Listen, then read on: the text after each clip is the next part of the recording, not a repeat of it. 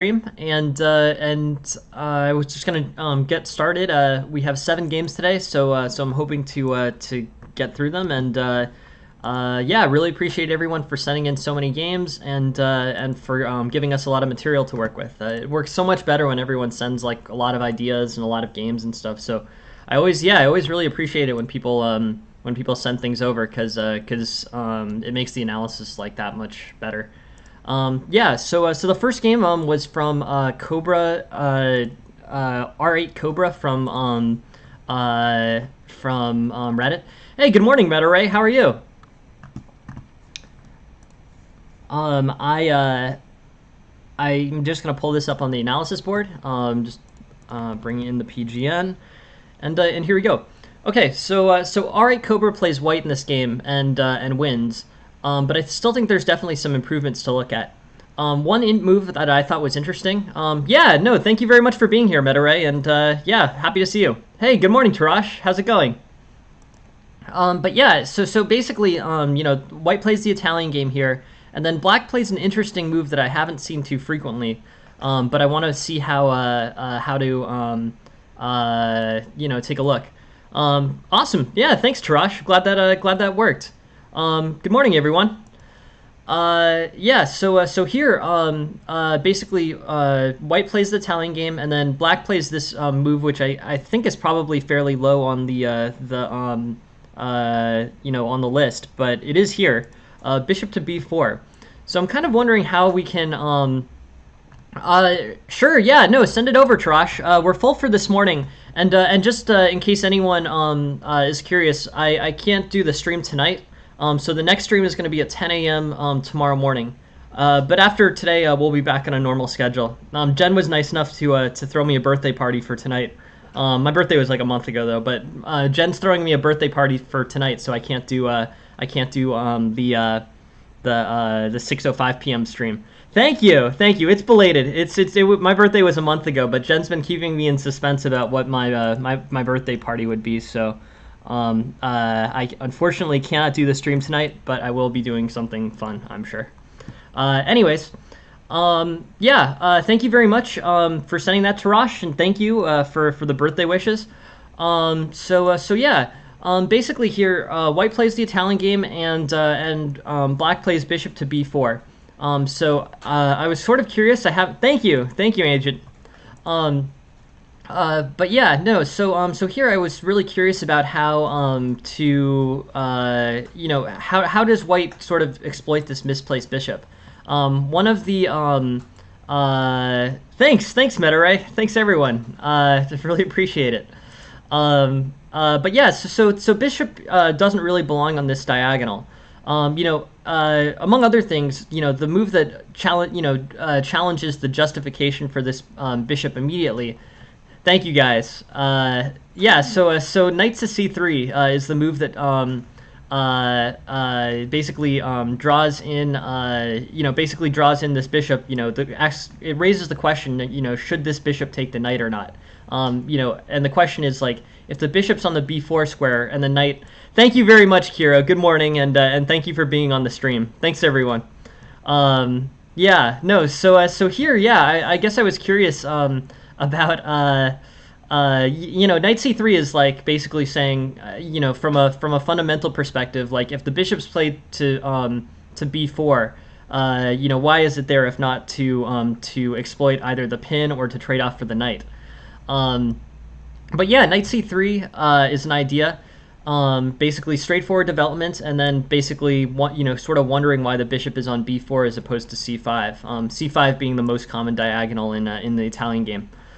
Bishop to b4, knight c3, knight f6, d3, d6, and this looks like a pretty reasonable kind of Italian game. The bishop never moved from c5 to b4, so I guess technically that saves a tempo. But here, basically white is equalized. It's an equal position out of the Italian game. This position is going to have characteristics like bishop to g5, probably h6, bishop h4, g5, bishop g3, and then white will then undermine these moved pawns with h4. But it's interesting. But yeah, so yeah, this bishop goes to g5, and basically the opening kind of continues in a normal Italian game fashion. So I'm not sure that main line, that knight c3, is the correct refutation. A more direct response. Wow, great job, Kiro. No, I think you're in good shape. I went over our game last night, Kiro, and I think it reflected something that's pretty legitimate, which is that you got an excellent position out of the. And I'm just in case for anyone else who wasn't here.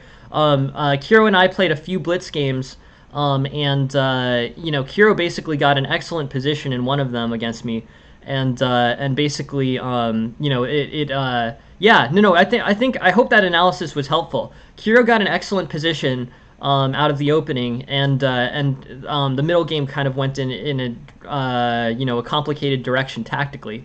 But I think especially given that you were up so much, it's not long until you really can beat a lot of good NMs. At the end of the day, NMs have put in some time. But they're very beatable, and becoming an NM is something that I strongly believe that everyone can do with enough study. It's difficult but possible. So it wouldn't surprise me, if people are really willing to stick with it. NM's a very achievable goal, I think, for everyone. Strongly believe that. But Kiro's not. Kiro can win games against NMs periodically. He almost beat me. And with more tactical preps, I'm sure he would have won the game. Won the game that we played. So that analysis was the last one of the stream last night. But I really wanted to take a moment and tell basically recognize that Kiro is playing well, and the fact that he's beating an NM and that he's going to beat NMs at least sometimes is not surprising to me at all. NM does vary from country to country. FM is a little bit more standardized, but I don't know. It really depends on how hard you work and how much time you put in. But I know from experience, anyone can become an NM. I strongly believe that, very confident in that, and encourage you guys to pursue that goal, if not further goals. And I strongly believe that you will make it to that level if you put the time in. That everyone can do that. I don't play FIDE that frequently. It's somewhere above, I think 20, 60, 50, somewhere around there. It's usually it's over 2,000, but not particularly high. It's not super actively played. So I don't have that high a FIDE rating.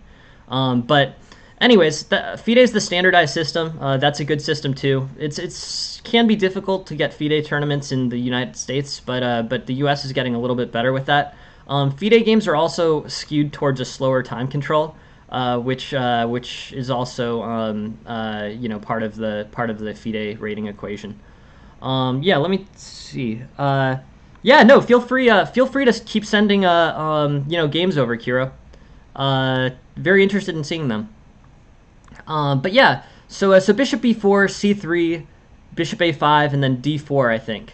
Either d4 or b4. But I think this is probably, this is a solid move, knight c3. If we go to the opening book here, against this unusual bishop to b4 move, knight c3 is most of the games, castles is one of the games, and c3, which I think is the most intuitive, is what the engine gives us the best.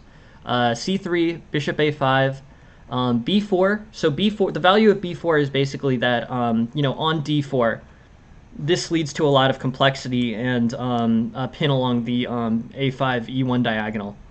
So that's a little bit tricky. White heads this off by playing b4, and the bishop moves to b6, and now a4, a6, a5, I believe, and the bishop's over there, and then queen can play to b3 and start an attack. Development will go to d3, knight d2, or maybe get the bishop to e3 first, then knight d2.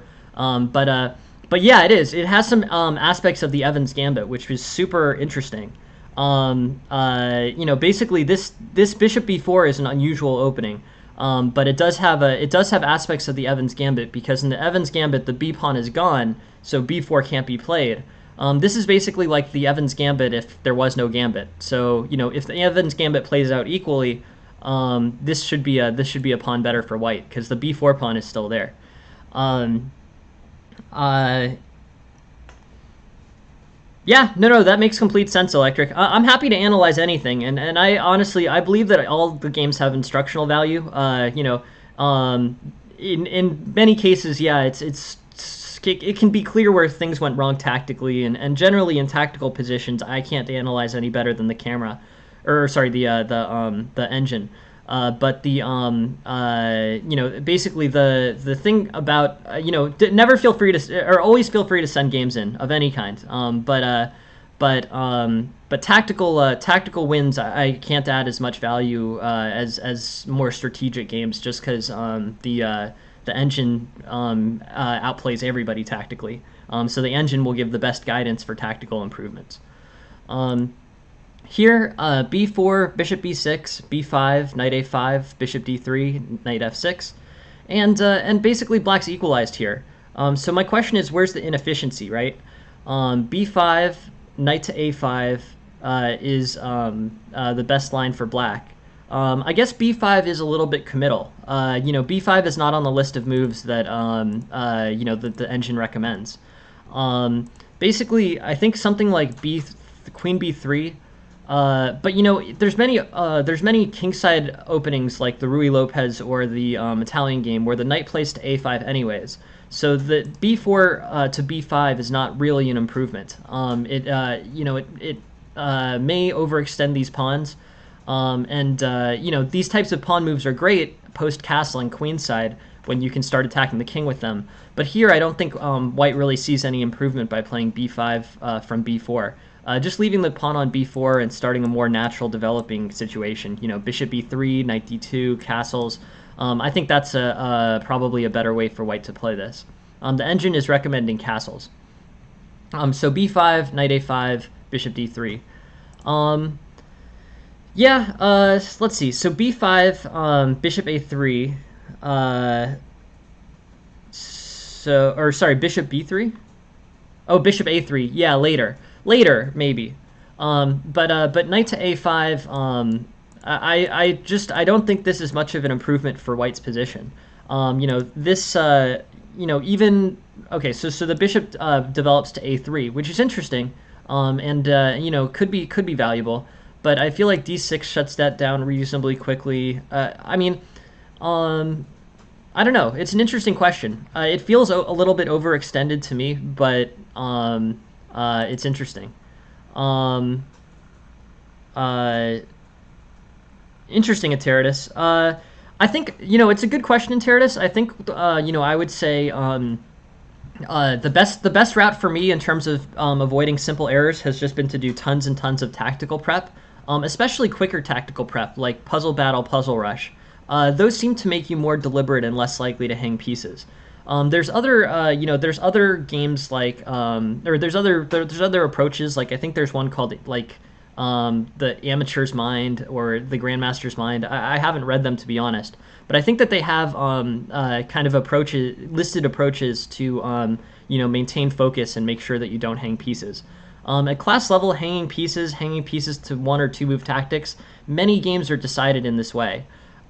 So getting those tactical positions and getting those tactical sites to be as strong as possible, I really think that those are your best step forward at class level. Just tons and tons of tactical prep will make you very strong very quickly.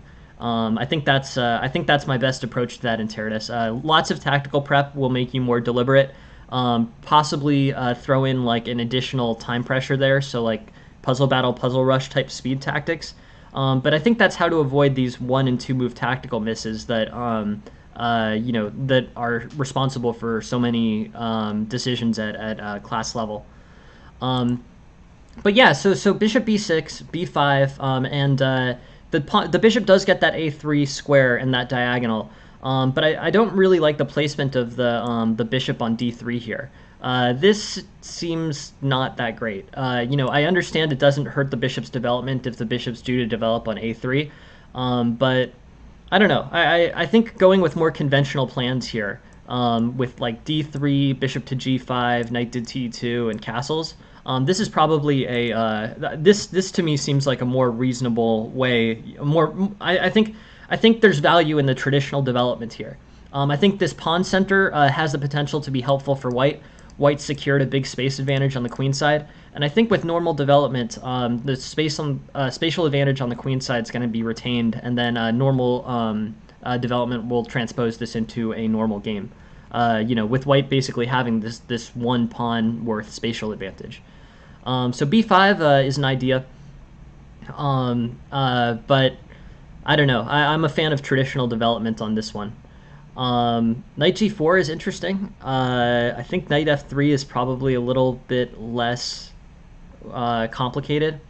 Knight takes e4 here is kind of interesting, but the engine's advocating for knight takes g4, bishop takes knight takes g4, bishop takes g4, bishop takes g4, queen takes g4, and then black I think has f5, which is going to be difficult for white to meet, I think.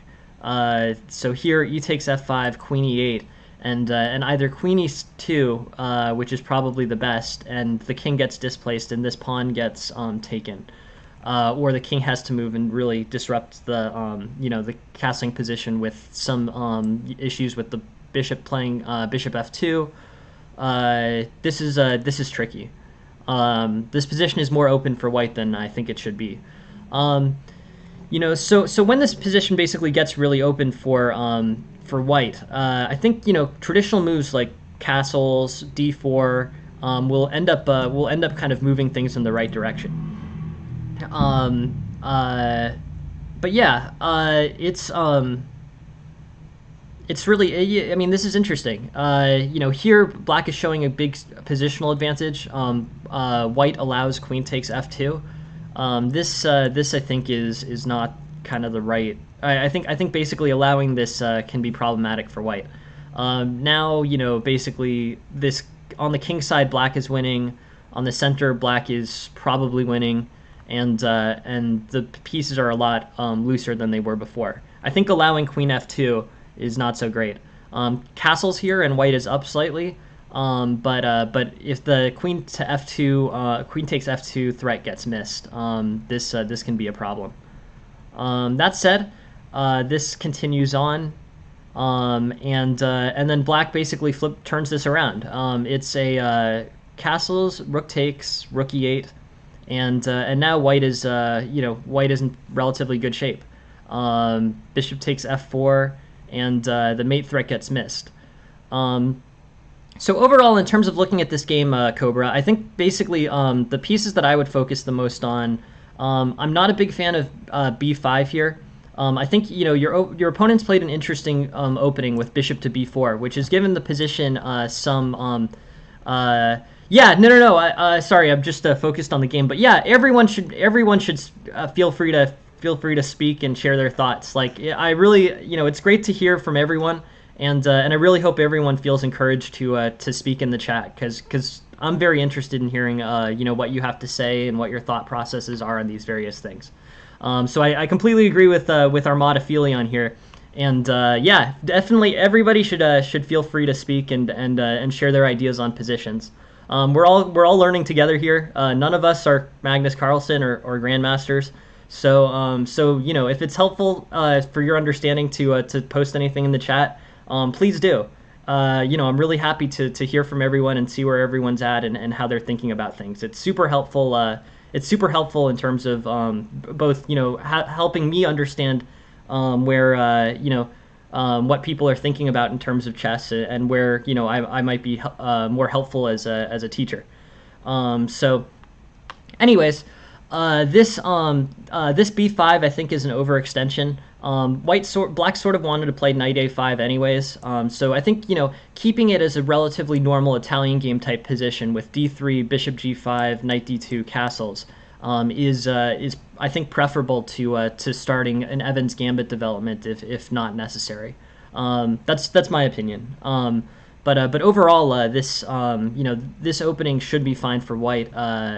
But bishop to d3 creates some developmental advantages on d2. Anyways, this knight f3 I think was tactically a little bit stronger than knight g4, and I think allowing queen takes f2 here was problematic. I think basically if you don't have to let the queen take f2, once the queen plays f6, castling should be done to prevent this take on f2, here, white ends up getting some pieces back, and then white comes up with an excellent tactical idea, which is to break into the king side, play king takes g6, and checkmate. Awesome. I mean, white did what he needed to do to win, which was awesome.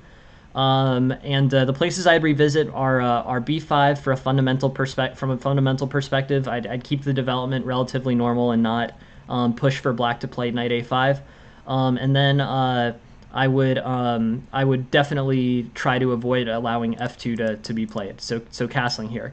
That said, great chances were made out of a tactically somewhat difficult position, and it's a great win. But looking at this game, I think those are the two things to pay attention to. Watch the pawn on f2. This is white's weakest square. Castling, castling is a way to stop that threat here.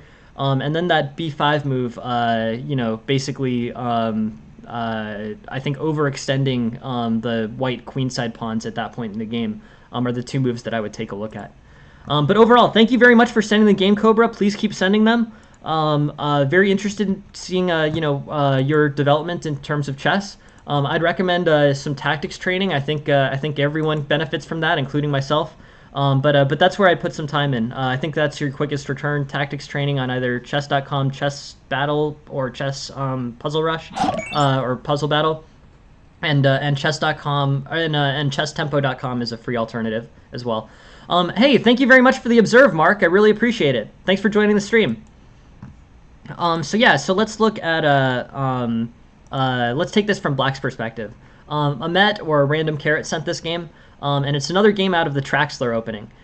We've seen the Traxler a good amount on this stream, and just so everybody knows, the Traxler opening goes like this: knight f3, knight c6, bishop c4, knight f6, knight g5, and then the key part that makes it a Traxler line is as opposed to playing d5 here. So if d5 is played, okay, it's this Italian game knight attack. But if bishop to c5 is played, this is the Traxler. This is defined as the Traxler counterattack. Generally, bishop takes is slightly better from an objective perspective than knight takes. But on knight takes, bishop takes f2 is the move. Yes, this is the Aphelion counterattack. We need to know exactly. What's the Aphelion attack move order? Do you know it? Because I want to make that happen. I would like a particular line in the Traxler game to be the Aphelion counterattack. Well, I think you should pick one Aphelion, and then we will make that the Aphelion counterattack. I like that. I like that as an idea, and I definitely think that's a good idea for things to do it. Well, if there's any sidelines or anything in particular you'd like to define, I definitely think naming it the Aphelion counterattack is something that we might have a shot to try to do. So I like that idea a lot. Anyways, this line is the Traxler counterattack. When people talk about the Traxler counterattack, bishop to c5. Here, knight takes f2, bishop takes f2, and king f1 is objectively better than king takes f2. On king takes f2, there's some problems. Knight takes e4, and king g1, queen h4, g3, knight takes g3, knight takes h8, knight d4. And basically, this plays out into a forced draw. So white draws here. There are other less bookish lines here. And I think here, bishop takes f2, king f1, queen e7, knight takes h8, knight takes e4. And I think knight takes e4 is a misstep. I think here queen h5, is a threat. And I think allowing this queen along that diagonal is pretty dangerous. But I just want to play through this game. g6, bishop to f7. I think queen takes f7 is probably black's best alternative here. I'm not sure if that's what was played. King plays to d8, bishop takes, queen f6, and now basically white plays a very bishop to g3 is pretty crazy. White has a big lead. Queen to f2, king to d3, and now I think black's gonna win this game pretty comfortably. The king is very displaced here. So anyways, this is an interesting thing that can happen in the Traxler attack. Knight f3, knight c6, bishop c5, and bishop takes f2. Yeah, it's very tactical. To be honest, we've gone over it a good amount of times. I want to just look at this because this is a pretty crazy situation. But overall, this is a situation in which the king makes it to c4 and the king makes it to b3, and white's still showing an 11-point advantage. So that in isolation, I think, is a pretty extreme situation. It's weird to have an 11-point advantage and have black be losing by so much. Look at that. I mean, this is pretty wild. So anyways, I think the main things in terms of the Traxler attack, just since we've gone through it, is ways to sidestep this. So the most intuitive way to sidestep this is d5. d5, e takes d5, knight a5, and white's attack is basically diffused. This is a way to sidestep the potential Traxler attack with bishop c5 and bishop takes f2. This doesn't take as much theory to learn, and it equalizes for black, so realistically, this is probably black's best practical alternative to this knight g5 move order in the Italian. Bishop c5 is where it becomes the Traxler. Knight takes f2, bishop takes f2, king f1, queen e7, knight takes h8, and either bishop knight takes e4 is okay, but bishop to b6 is the preferred move. Sure, yeah. Let's look at the line where where black plays b5 instead of knight a5. Sure, we can do that. Knight c6, knight f6, and then here d5 pawn takes b5. This is pretty interesting. This is another sideline in this aggressive knight attack. Here, the main line is bishop to f1, in which case either knight to d4 or h6, or I think these are fine moves too. Queen takes d5, knight takes d5, but black basically equalizes and has a, or I guess, I don't know. I mean, I'm surprised. White gets a pretty positive eval here relative to what I was expecting. Here, knight a5 is the best move. I'm just looking at the eval here. Knight a5 leads to relative equality. I mean, this might be a little better for white, but not by much. So knight a5 I think is a better alternative to b5. So I'm going to propose. With everything in mind, basically this move order in mind, and that move order is e4, knight f3, knight c6, bishop c4, knight to g5. I'm going to recommend that black play pawn d5, pawn takes pawn, knight a5. This basically equalizes. It could potentially gambit the pawn with bishop b5, c6, pawn takes. This could be equalizing, and it is kind of a it is somewhat of a gambit for black, but white's pieces are pretty displaced. So that's one line. The line that Electric Horse was interested in looking at, I believe, is Electric Horse. This b5 line. This d5. Okay, so d5 pawn takes d5 b5 is also a book playable alternative. Bishop f1 is the main line. On bishop takes b5, queen takes b5, and then either knight c3, queen takes g2, or queen takes d5, bishop takes c6, queen takes c6. But I think that all of this is worth sidestepping. I'm just going to give you the main suggestion here. d5, pawn takes d5, knight a5, and this is going to lead to a a stable situation in which the chances are roughly equal. So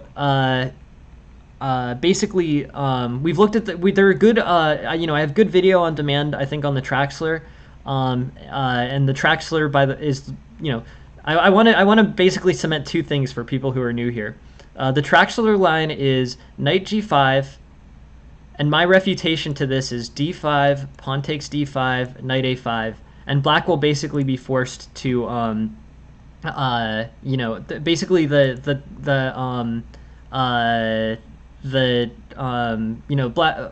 black is basically refuting white's line.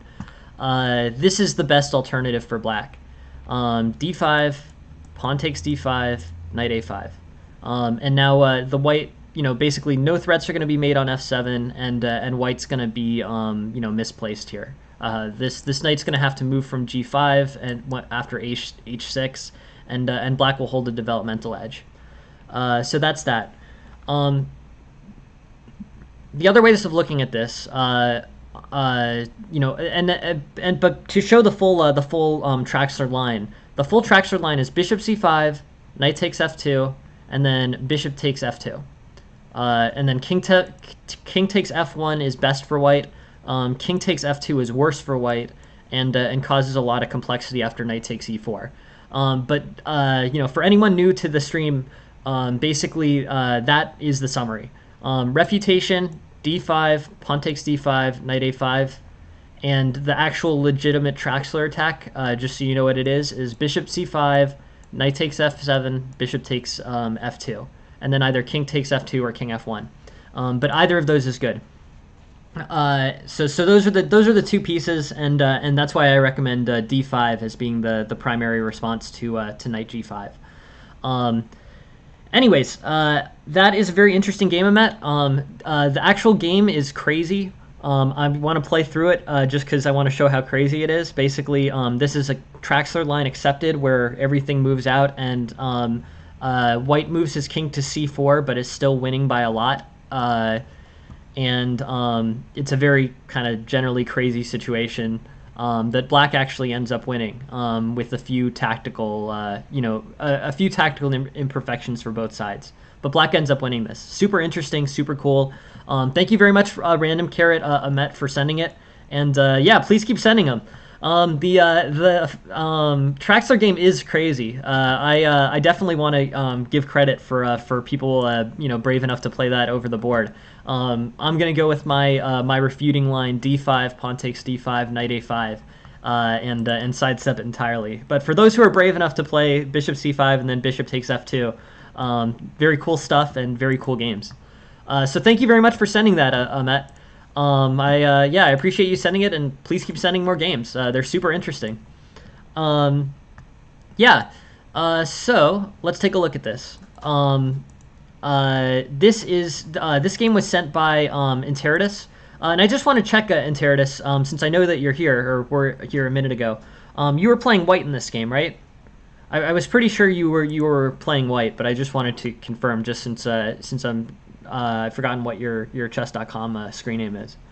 Either way, the board will play itself, but I just want to make sure that I'm looking at this from the correct perspective. So this is the friend. Okay, so you're playing it as black. All right, cool. Thank you, Interitus. So we'll take it from black's perspective. Thank you for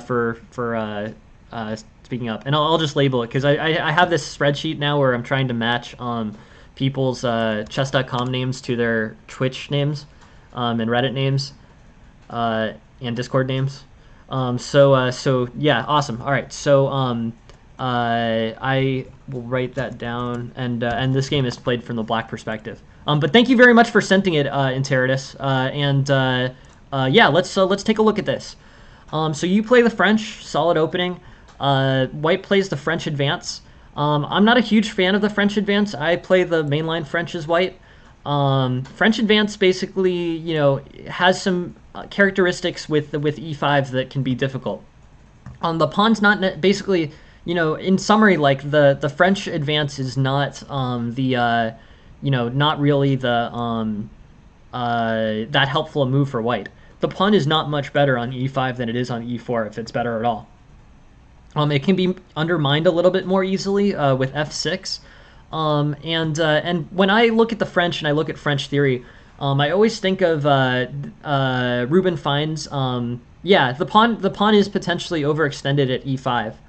That I think is the correct summary, Tarash. And with the pawn overextended on e5, this d4 e5 structure becomes more attackable. There's basically a really good theoretical write-up of the French in very broad terms in Reuben Fine's ideas behind the chess openings. But basically, in this book, they do an analysis of pawn structures where they're looking at the value of, black relative to white in the French game, and basically, what the important characteristic is, if white can maintain this d4 e5 structure for the whole game, white is very likely to win that game and very likely to have favorable play the whole way and get much better chances. If black can succeed in undermining the d4 e5 structure, then white is either equal or worse. So basically, black is trying to disrupt d4 e5. That's a big aspect of the French game, and white is trying to maintain d4 e5. So basically, all of the moves that black plays, c5, f6, knight c6, all the moves that can potentially undermine this structure are to achieve this goal of disrupting the d4 e5 structure. If he succeeds, then he's equal or better, and basically the fight in the French is over that white pawn structure. So here, this all looks good. These are main lines. Pawn takes. By the way, knight can't take here because this bishop to b5 discovery is pretty dangerous. Let's see. I just want to take a look at your question, J Black and Electric Horse.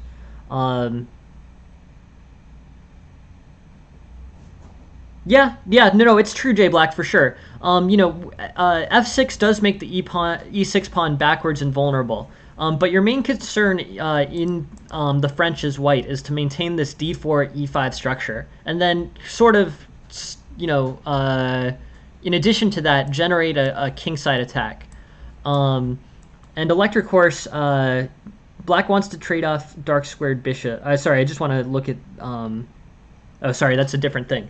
But yeah, I want to think about J Black's comment. Yeah, with f6, the goal of f6 is to undermine e5 and trade off the e5 pawn for the f pawn.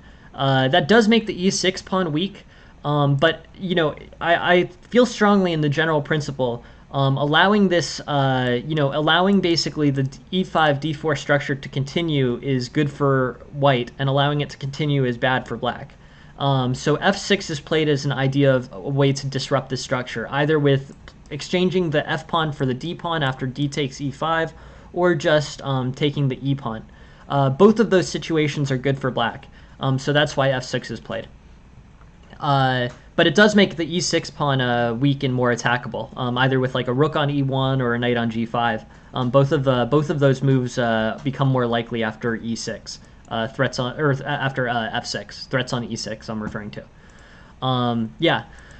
So anyways here, black's looking reasonably good. This is good development. He's lost his opportunity to undermine with c5 because he's traded the c5 pawn for the c3 pawn. But overall, I think black's chances of disrupting the center are reasonably good. Knight b4 can be played, putting a ton of pressure on the c2 bishop. Rook c8 is good. Basically controlling the c-file. Basically in exchange for losing his undermining chances with the c-pawn, black has secured control of the c-file, and that I think is really a good plus for black. This will play out well. The engine is showing equality, but basically this position is open enough and black's development is natural enough that I think black has pretty good positions here. Knight e7 is interesting. I think basically, the engine doesn't like it because the engine prefers knight to b4 and rook c8 immediately.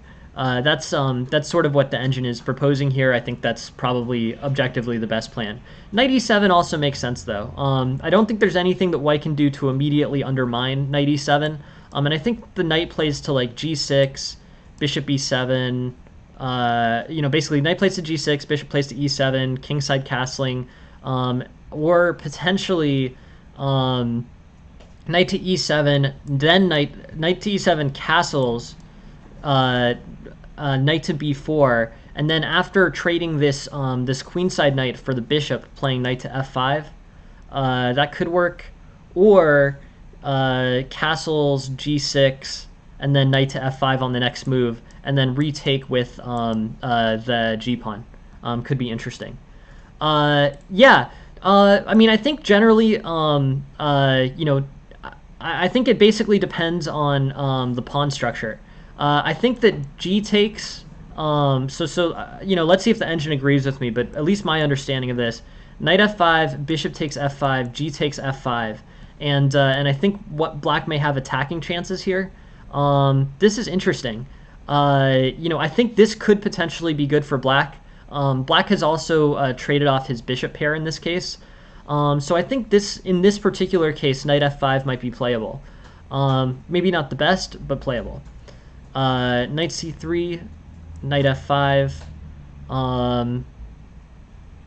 Yeah, I don't know. It's an interesting question. I think it depends on basically how good your attacking chances are going to be on the king side.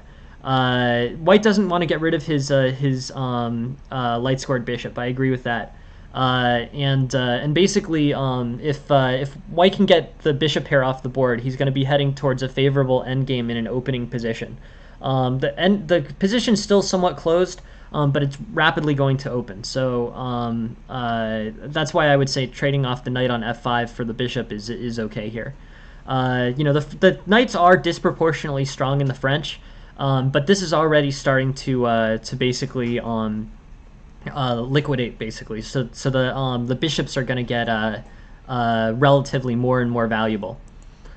So I think at the end of the day, playing knight f5 and trading for the bishop on c2 is okay. I would rather trade this knight for the bishop on c2 than get the knight posted on f5. I think that's probably a better strategy. But I think either way, trading off the light squared bishop for a knight is fine for black. Not a problem for black. But clearing off this d4 pawn, I think, is going to be a big point in this game. If black can clear off this d4 pawn somehow, it's going to be a win, I think. If bishop e3 instead of trading away the light squared bishop happens,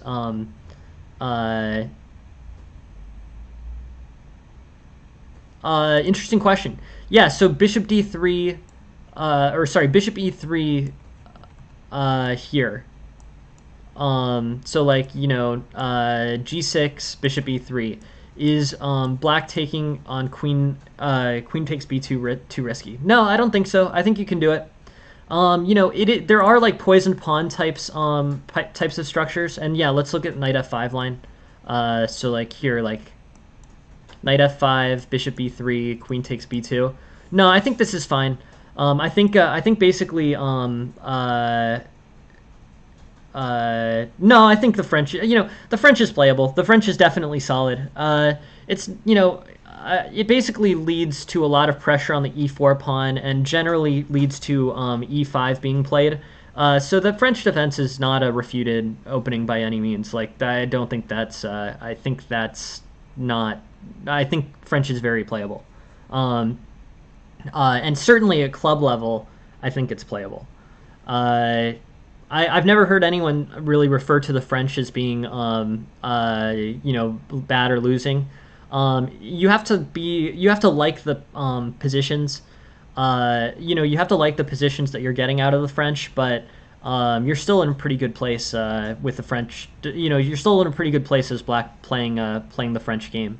But you have to like these kind of closed positions with valuable knights. At least in the opening. So it's interesting. But the poison pawn line, yeah.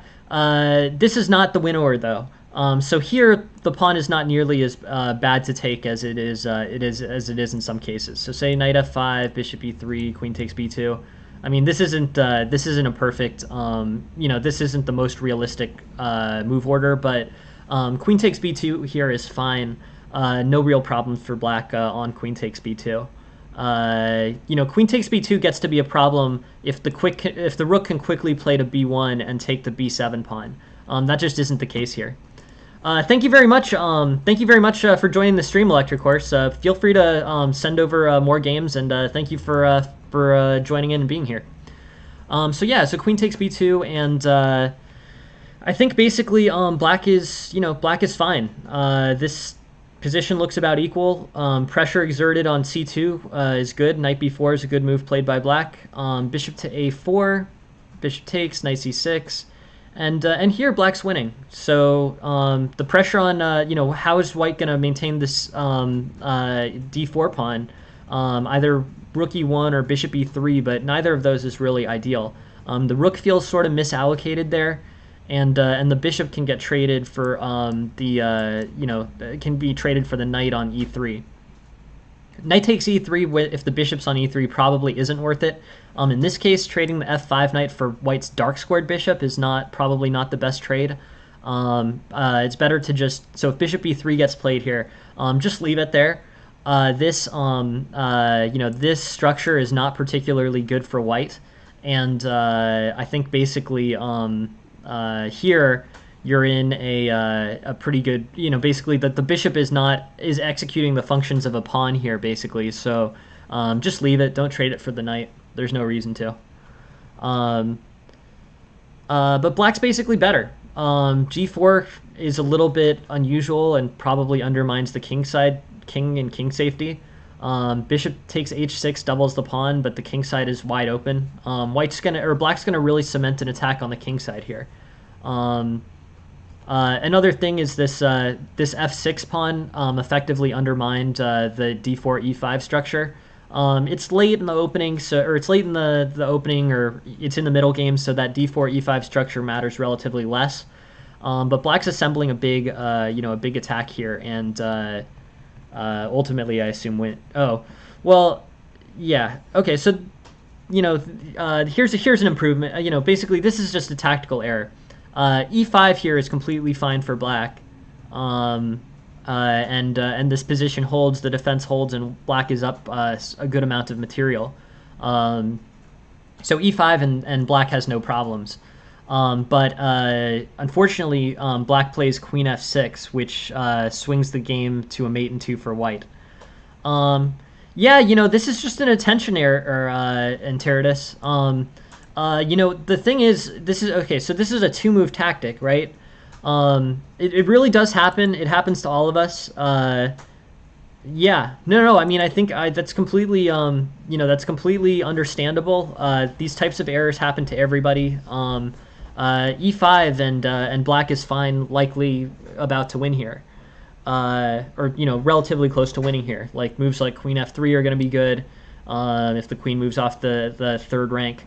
And there's tactics involving like queen h5, or like rook takes h2, queen h5 tactics. King g3, rook to f3. I mean, is a potential tactic that I'm seeing. This is just an attention error. It's a missed 2-move tactic that I think with more time you would see. So what I would think here is basically I would try to make sure that you're doing enough tactics training. This is my advice in a lot of situations at class level. It's just it's one of these things. It's like alertness. It's just an error with alertness. Yes, and that is the perfect mode Aphelion. The tactics with sunglasses. So Enteritus, I think it's kind of a bummer because you played a good game and you're heading into the late middle game, early end game with a 2-pawn advantage. This is a game you should win, I think. So it's very frustrating, and I've been in the situation myself at many points where you're about to win and you make a small tactical error and the game shifts. It definitely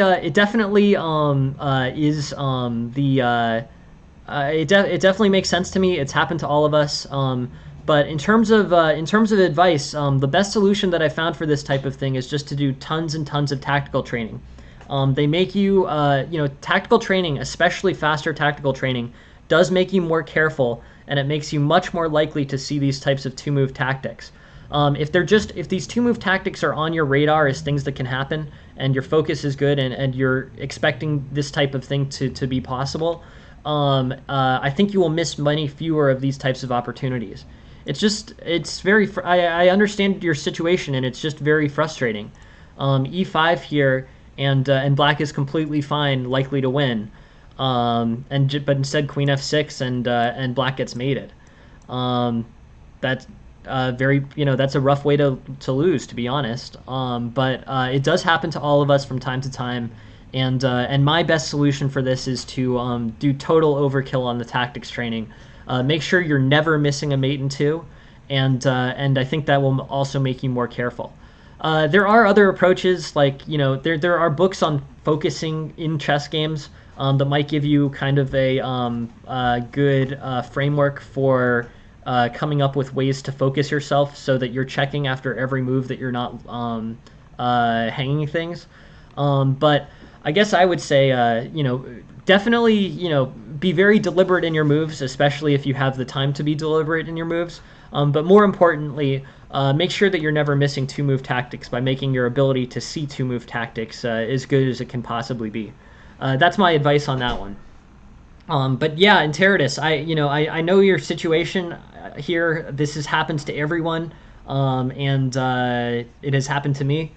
So yeah, no, it's disappointing. So that's the most obvious improvement, right, in this game. In terms of other improvements for black, I think basically things to look at. I think the opening was played pretty well. Knight to e7 is kind of interesting. So knight to e7 basically slows development. I think either it's counterintuitive to play knight to b4, but I think making this early threat to trade this knight for this very, basically very powerful, focused on the h7 bishop for white, white's white squared bishop, which is often pretty strong in the French, this is a rare case where it's probably good to move the same piece twice in an opening. Knight a7 makes sense from a fundamental perspective, which is why I feel difficult. It's kind of a difficult situation because developing your pieces is always good in the opening, but in this particular case, coming up with this quick way to trade your knight for white's strongest bishop in the French is an exception to develop all of your pieces as quickly as possible.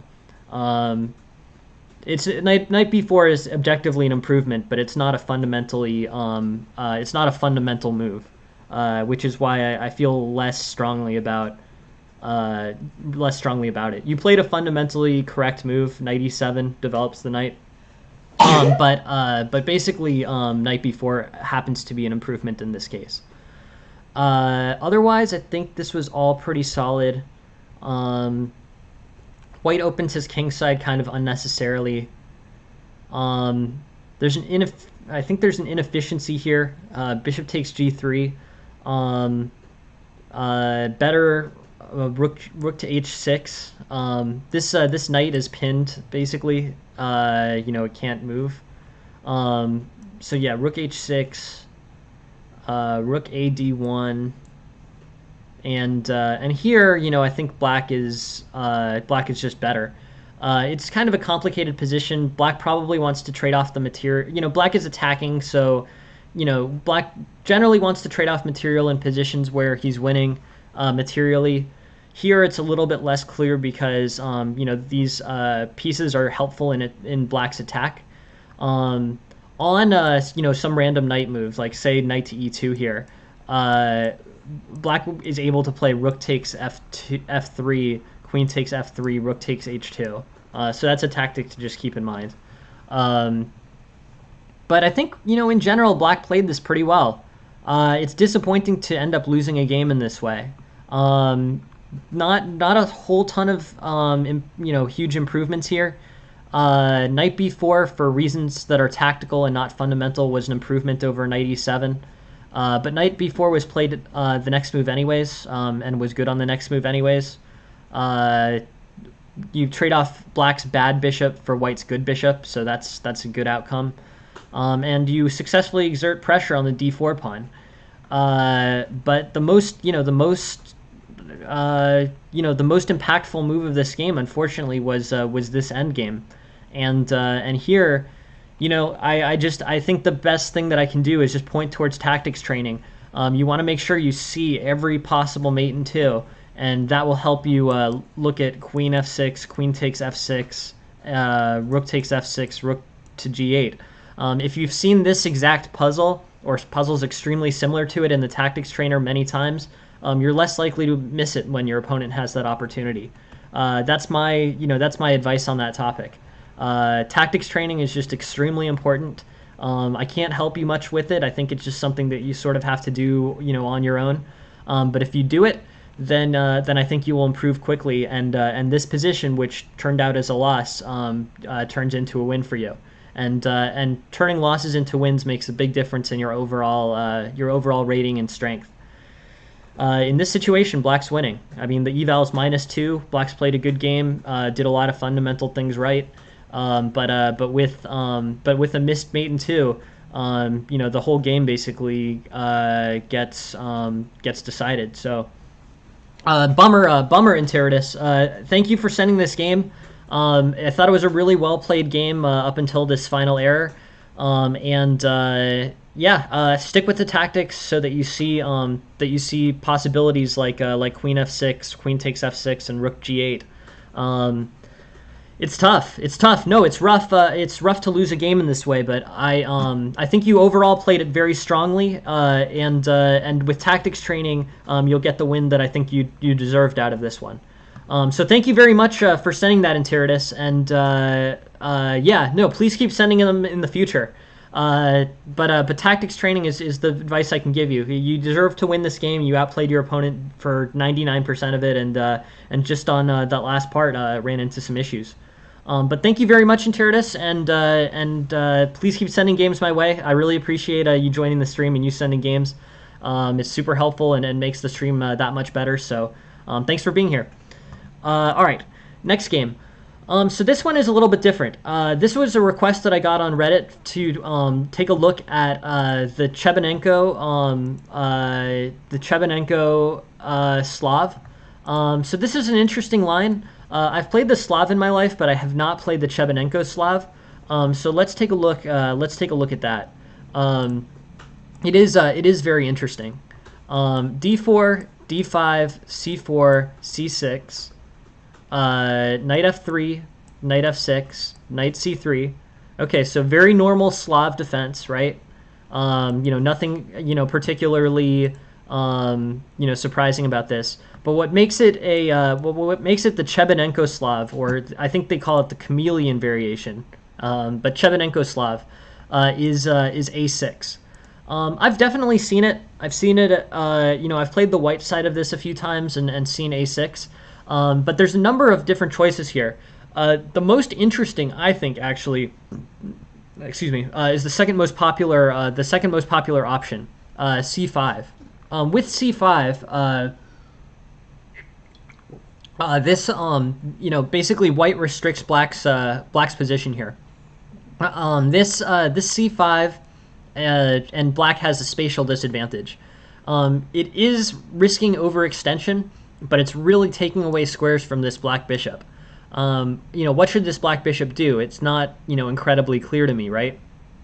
I guess probably, move to g7, and then run into white's d4 pawn. But overall, it's pretty tricky. It's a tough decision, and will require some type of unusual maneuvering by black, I think. So anyways, this is the second most popular line. Other lines for white, and I'll just play the top four.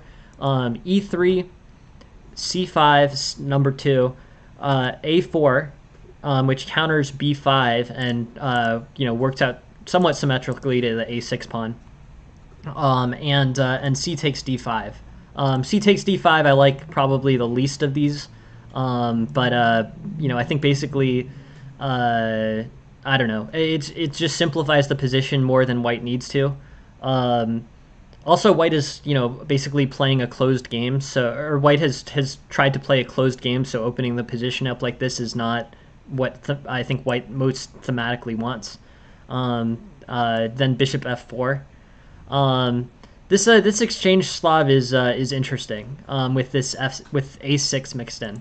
The analysis looks good. It looks like white never lost the initiative, but thematically it's a little bit different than the others. The move that I think is the most interesting and the one that I want to spend the most time on in this analysis is c5. C5 is really interesting. It's the eval is much better than the exchange line that we were looking at. So I take that first, and it has specific characteristics that make it difficult to undermine. Moves like b6, I'm curious about, but I don't know if they can be used to successfully undermine the center here. So my intuitive play is b6, b4, a5, and then a3 can't be played because b takes b4 and then takes b4 and then rook takes a1. But here queen a4, and then knight e4, and then bishop to b2. This is interesting. This basically, this queen a4 move, as opposed to a3, makes it so that black's pawn is pinned, as opposed to white's a pawn being pinned. Because here, pawn takes and then the pins on the rook on a1. But queen a4 makes it so that the pins on the pawn on a5, so that's interesting, and it allows white to maintain this this very dominant pawn structure. Interesting. So if we go through this, a6, c5, knight d7, bishop f4, knight h4, and either bishop to g3 is possible, or maybe bishop to d2. There's a few different options here. I guess the most popular is bishop to d2, like the immediate retreat. But basically, now the queen and the rook are connected. So b4 is much more of a threat with bishop f4 having been played. Here, knight d7, bishop f4, and b4 can be played on the next move. And then, as unlike before, if a5 gets played, a3 can be comfortably played, because if the pawn takes b4, rook takes a1, queen takes a1. And basically white's got this very controlling space advantage on the queen side. Overall, very good for white. So it's a big spatial advantage for white is the main point here. Bn d7, bishop f4, knight h5, bishop d2, knight f6. I mean, so that basically wasted that move. White basically moved, in the past two moves, white moved bishop f4, knight a5, bishop d2, knight f6. So basically the white bishop got to freely develop to bishop d2 here. And now b4 can be played. And this, I think, is good for white. This structure is really, it's advanced, so it needs to be monitored a little bit more carefully than closer pawns. Here, white's got a big dominant control of the center, and black sees this and is forced to develop his bishop to g7. Overall, here, good place for white to be in, to be honest. Let's look at bishop f5 instead. So here, the move was c5 and bishop f5, which is the second most popular move. Also a good move.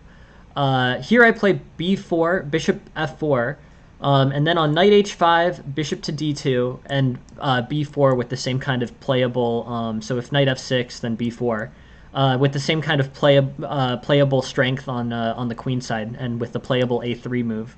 Otherwise, bishop f5 and bishop f4 and bn d7, and then e3.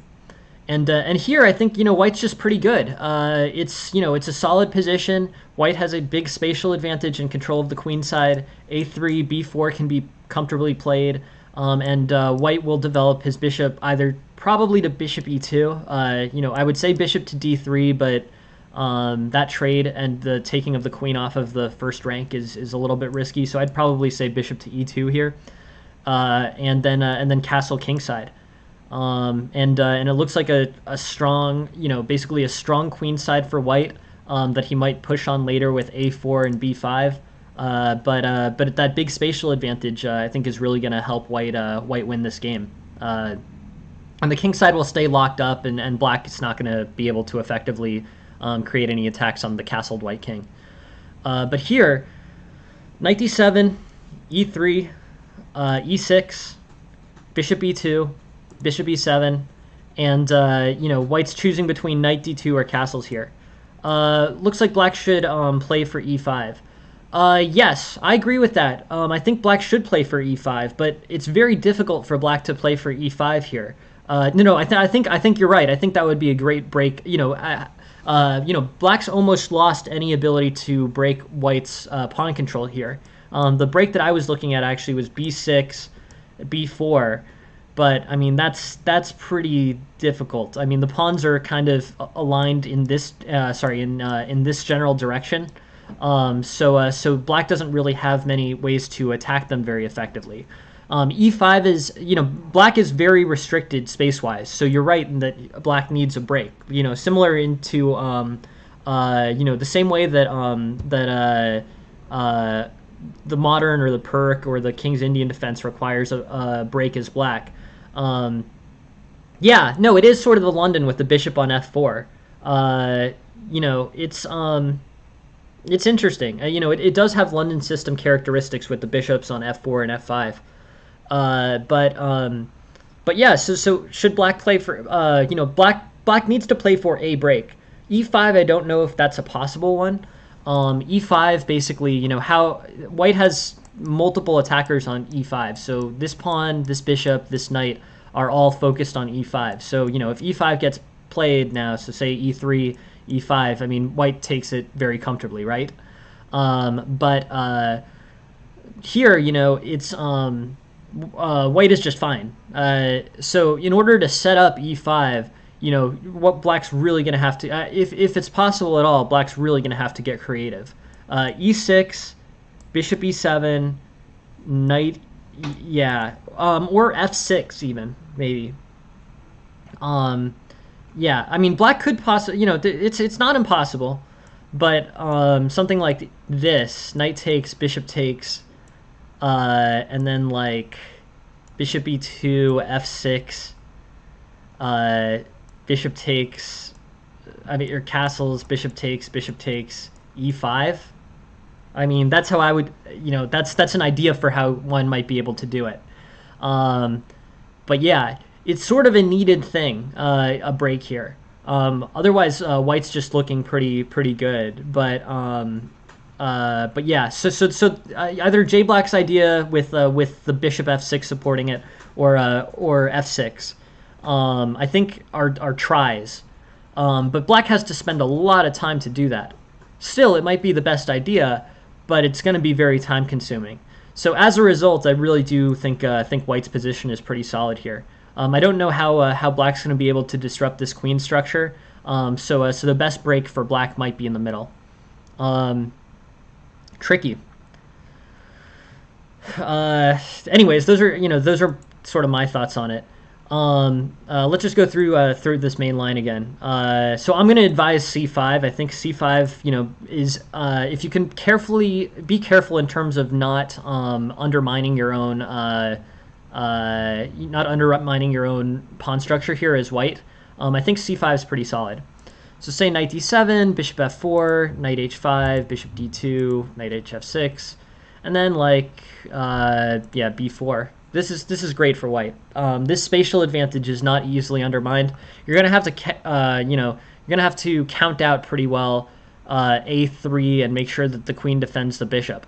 But overall here, this is a very playable opening for white, and one that I think plays out reasonably intuitively.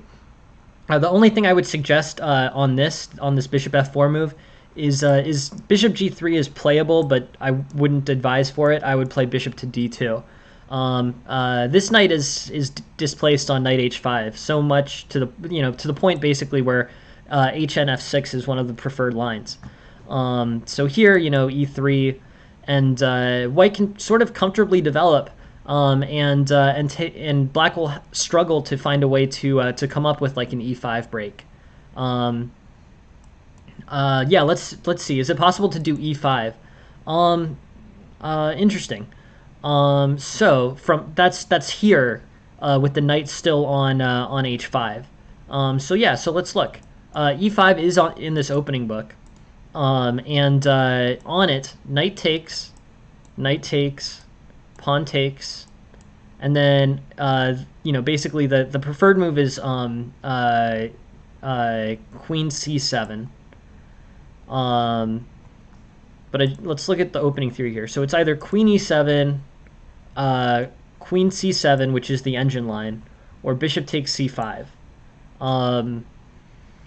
In terms of what looks the most intuitive here, yeah, the knight is definitely displaced. There's no doubt about that. But say queen e7, e4, queen takes, bishop e2, knight f6, e takes, bishop takes, and here, yeah, no, the knight is displaced. I mean, for sure. But how does white really exploit it? I'm thinking after queen e7, I like almost b4 here. I wonder if that's playable. I'm wondering if that's playable.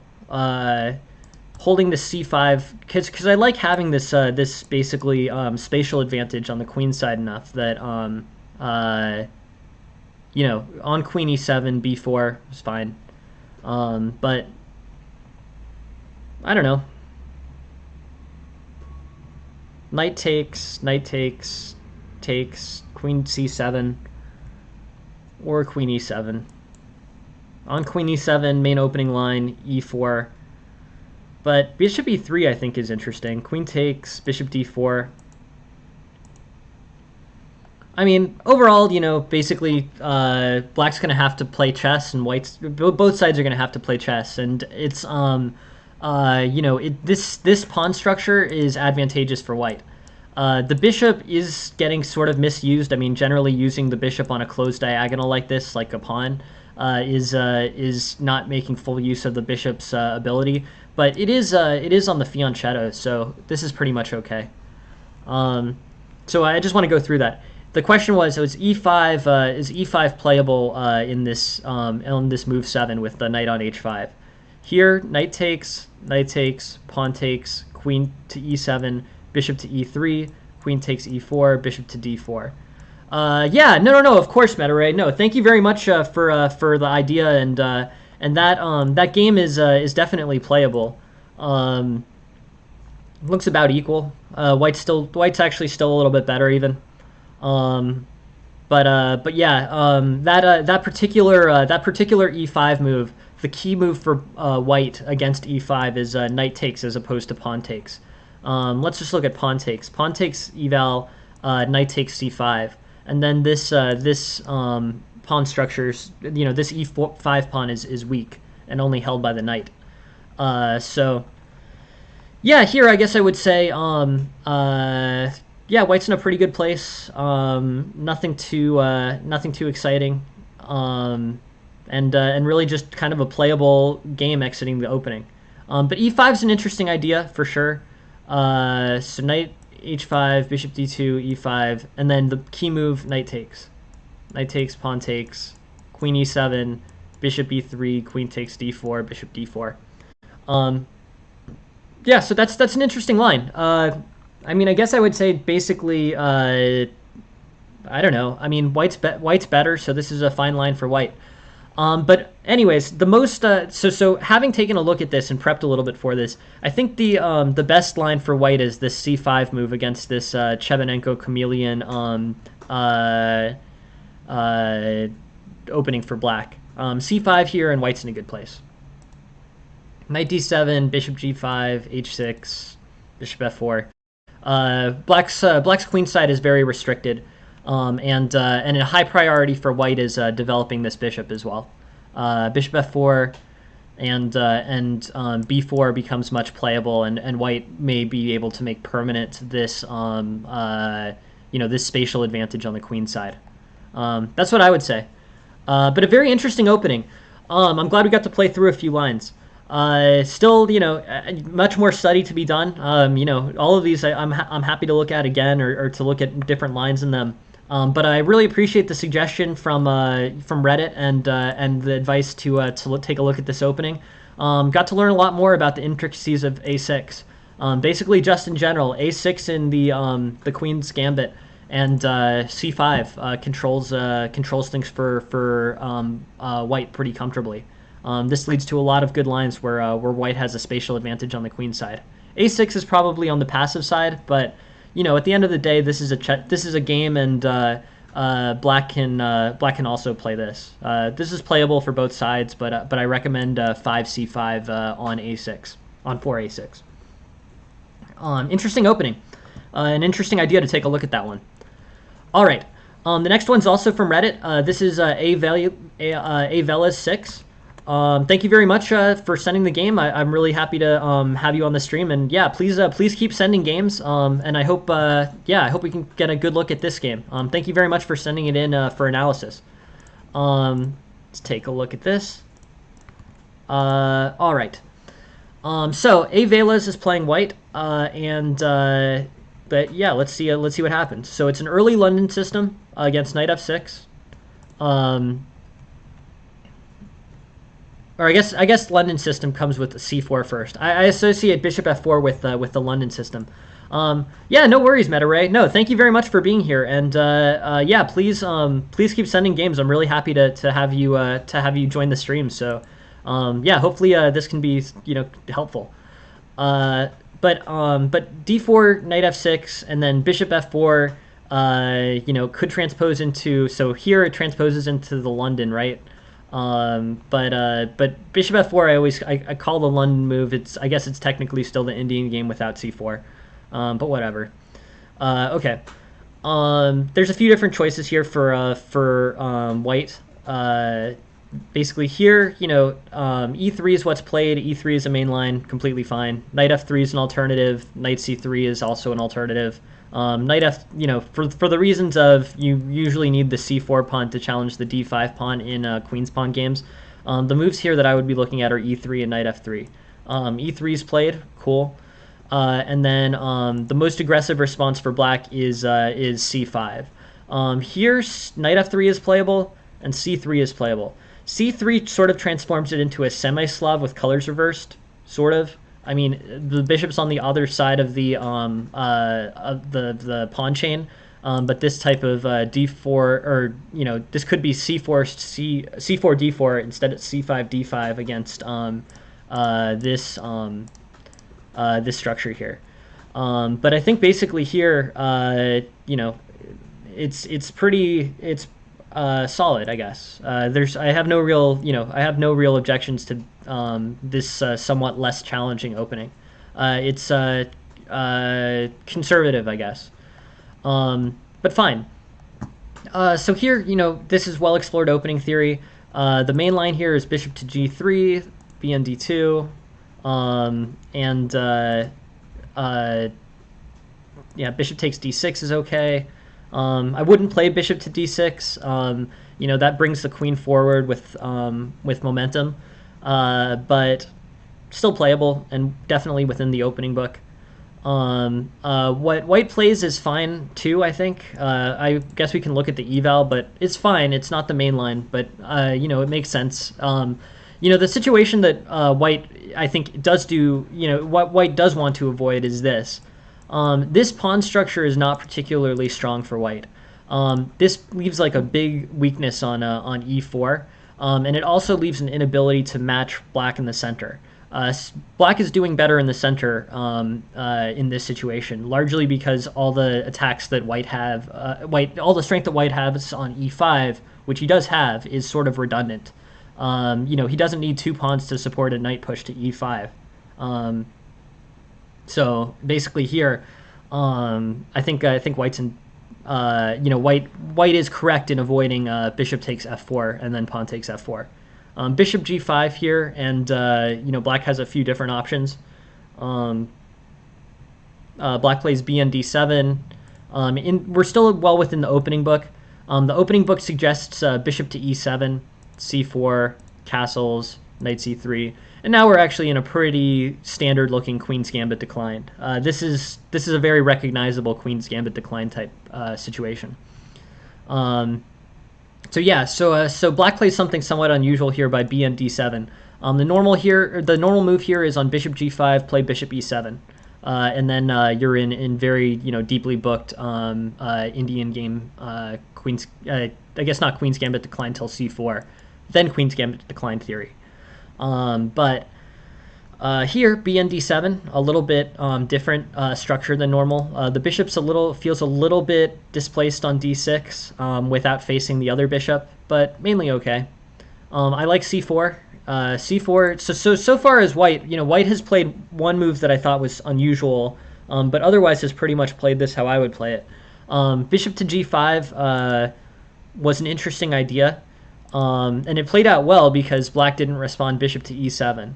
But to this point, that's the only move where I think that white played something somewhat unorthodox. But c4 I think is great. I think now you're really transposing it into kind of relatively favorable Queen's Gambit decline. c6, okay. Now we're like, I don't know. They all sort of transpose into each other, but sort of semi-Slav type position. The bishop's a little weird on d6 now. It has no defense, but white can't really approach it, so whatever.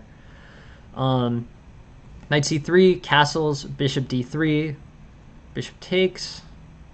Okay, yeah. I think white's just a little, white's basically still has the initiative. Black hasn't equalized. Yeah, both sides can just sort of play in a fundamental way from here.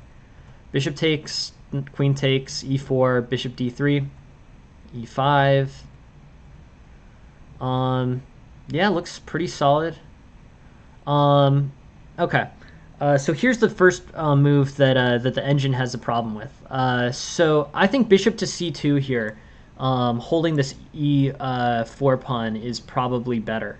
I think I understand bishop to yeah, no, I mean e5 is interesting. It does make me wonder if you can basically like trade off here, like queen takes, f4, and then either like queen d4, king h1 or something.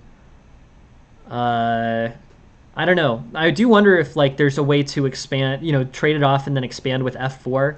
That might give you good attacking chances, but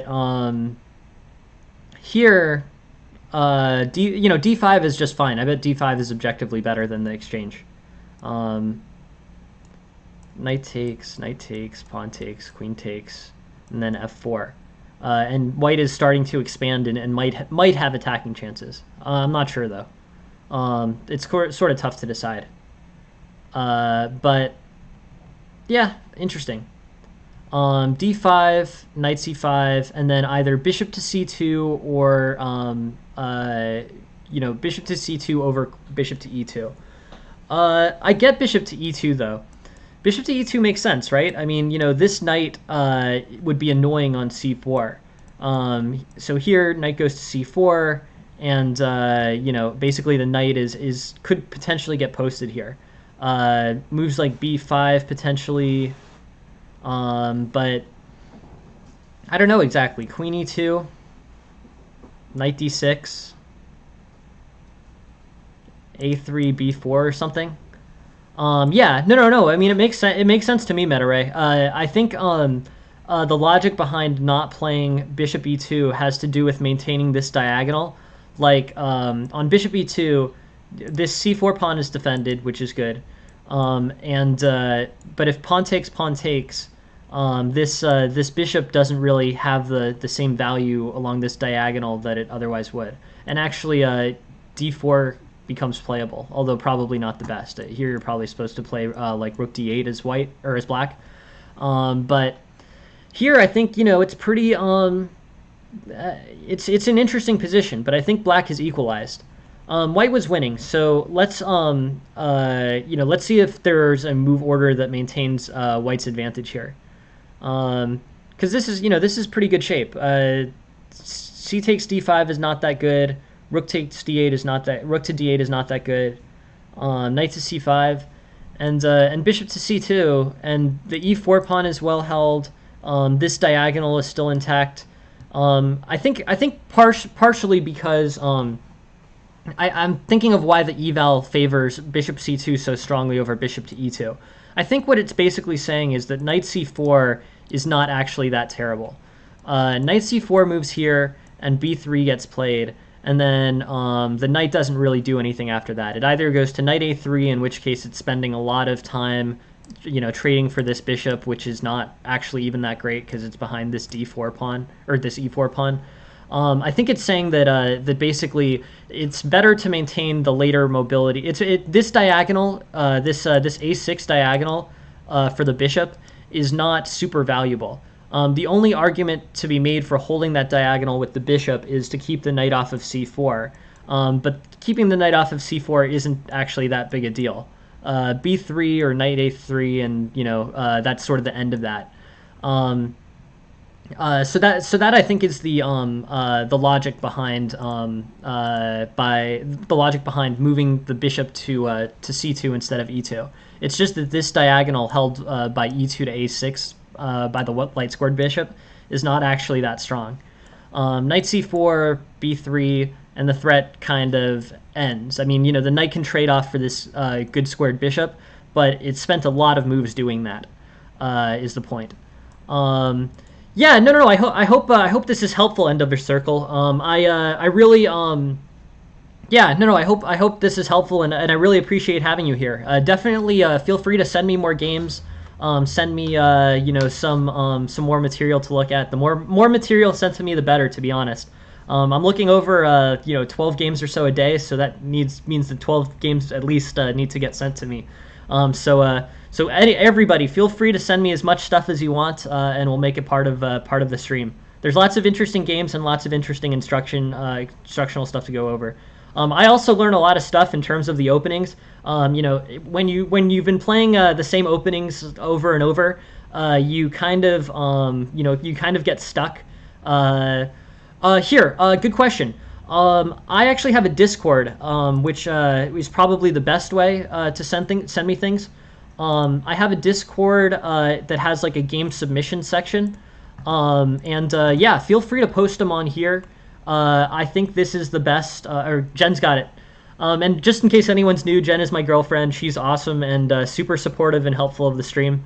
She drew the tactics emote, which I love, and awesome.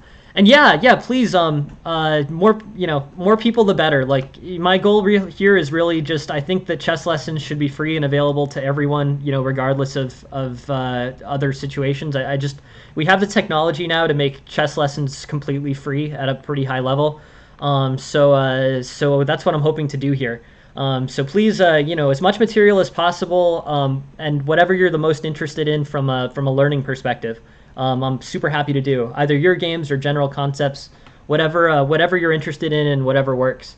But yeah, I think this is I'm really happy to be doing this stream, and I'm hoping it's helpful. So anyways, this knight on c2, this bishop on c2 versus e2, it's because this diagonal is not that valuable, and knight c4 is not as damaging as it first looks. Jen's the best. That's a tough question. I think, I don't know. I mean, it's one of these things. All I know is that the most people can be helped if chess lessons are completely free at all levels. It's a really good question, Poundrow. But at the end of the day, all I know is that the most social good is done if chess lessons can be available to everyone regardless of financial situation. And unfortunately, I don't think that's the case right now. I think there's a lot of people who, spend money that they might be allocating somewhere else on chess lessons, and I just don't think that's necessary or helpful. So I guess that's my opinion on that, Poundrow. I think I'm not capable of doing highest level coaching, but I am a USCF master, and I do believe that the most good is done for the world and the most good is done for the game. If chess lessons are completely free to everyone, that includes people in developing countries, that that includes people who really just don't have money for lessons. Chess lessons can absolutely be free. They can absolutely be free at a high quality, and that is what my goal is to do here. So it's a very tough question, Poundrow, but I know that the best thing for the world, I strongly believe that the best thing for the world is to do what modern technology allows us to do, and to make chess lessons free to everyone, so that everyone has a good chance of improving and everyone has a good chance of being a great chess player regardless of financial situation. That's my opinion on that topic, Poundrow. It's a tough question, but modern technology allows us to give free lessons to everyone regardless of who you are, and that's what I'm trying to do here. So it's a good question.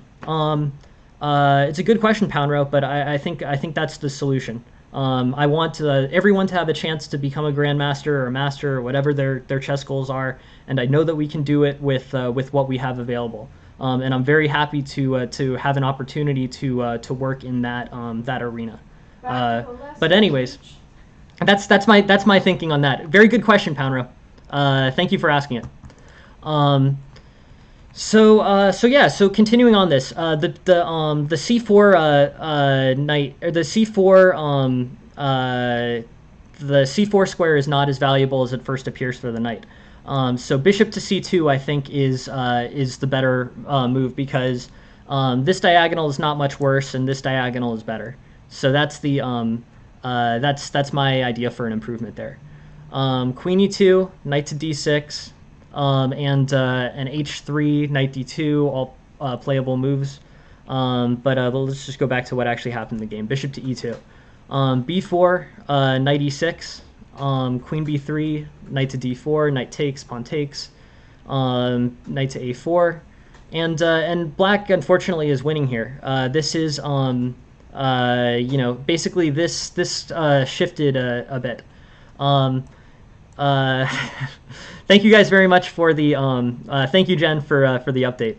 But yeah, b4, knight e6, queen b3, knight to d4, knight pawn takes d4, and here this thing has basically the eval has shifted, and the eval shifted here with bishop to e2. I mean, it basically was close to equal, and then after bishop to e2, this becomes more favorable to black. b4, knight e6, queen b3. Knight e6 was a good idea. Yeah, we'll see what happens.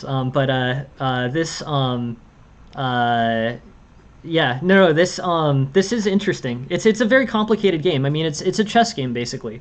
Knight d4 will be a good outpost for the knight. So knight d4, knight takes d4 can't be played because pawn takes, and then the knight has to move, and then queen takes e4. So that's a problem. This knight to d4, knight takes, pawn takes, knight to a4, queen takes, and c takes d5, e5, and yeah, we're in an interesting situation. This is somewhat better for black, but I really want to check to see where there was a sidestep here. Knight e6 was a good move. It exploits this pin on the queen. So I guess maybe because of knight e6, maybe b4 is not the best use of white's time. So either queen c1 or queen d2, and maybe potentially followed by queen to e3. I think that might be a better strategy for white. Tricky. This is interesting. So yeah, queen to c1, c takes d5, pawn takes d5, e4, queen g5, and yeah, interesting. Knight takes d5, I guess, is the main line, but this gets very tactically complicated. Will you lose the pawn if the queen moves on d5? Yeah, let's check. So let's look at the preferred engine move, queen c1.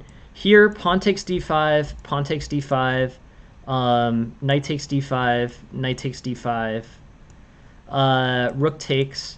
And then in the most literal way, I think the answer is no, right? Because bishop c4, and then rook plays to d8, and then I think I was thinking bishop takes f7, but you're right. The king can take f7. So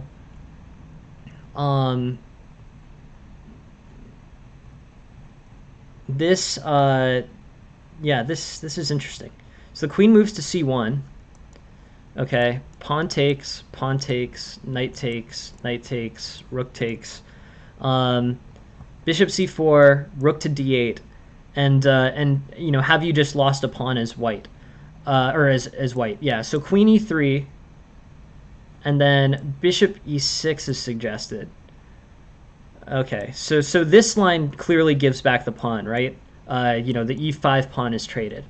The other line, so here, knight takes, rook takes, bishop c4, rook d8, queen e3.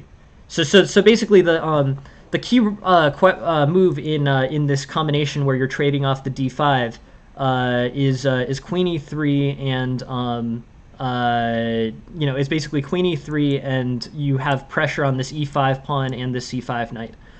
Most directly on the c5 pawn. I mean, you're threatening to take the e5 pawn the next move. So here, bishop e6, and actually even queen takes e5 is playable, right? So you get that pawn back. The answer is you do end up losing the d5 pawn, but you end up getting back the e5 pawn with your queen. So you don't actually, because of this tactic, you don't actually fully lose the queen completely. Queen c1, pawn takes, knight takes, rook takes, bishop b4, rook d8, queen e3, and the pawn can't successfully be yeah, no, for sure. You know, and I would really have to look at this position, and the only reason that I'm able to find that tactical response so quickly is because you know, I have the engine in front of me. But I'm wondering in a slow game, you know, if you could plausibly count this out. I think you probably could. So like queen c1, and then yes, you are giving this up. But at the end of this trade, bishop c4 is forced, or bishop c4 is forcing to the rook to move. And then queen to e3 becomes the next available move, and pressure on e5. I think that's the improvement. Also, f6 can't be played to defend the e5 pawn, so it's just that much more lost. Queen c1, pawn takes, knight takes, rook takes, queen bishop c4, rook d8, queen e3. And I'm wondering if knight d7 is at all playable, because that literally does hold on to the pawn, but then you just play rook a d1 and pressure on the rook. But yeah, I mean, it's that's a very tactically complicated way to hold on to, or to trade off that pawn for the e5 pawn.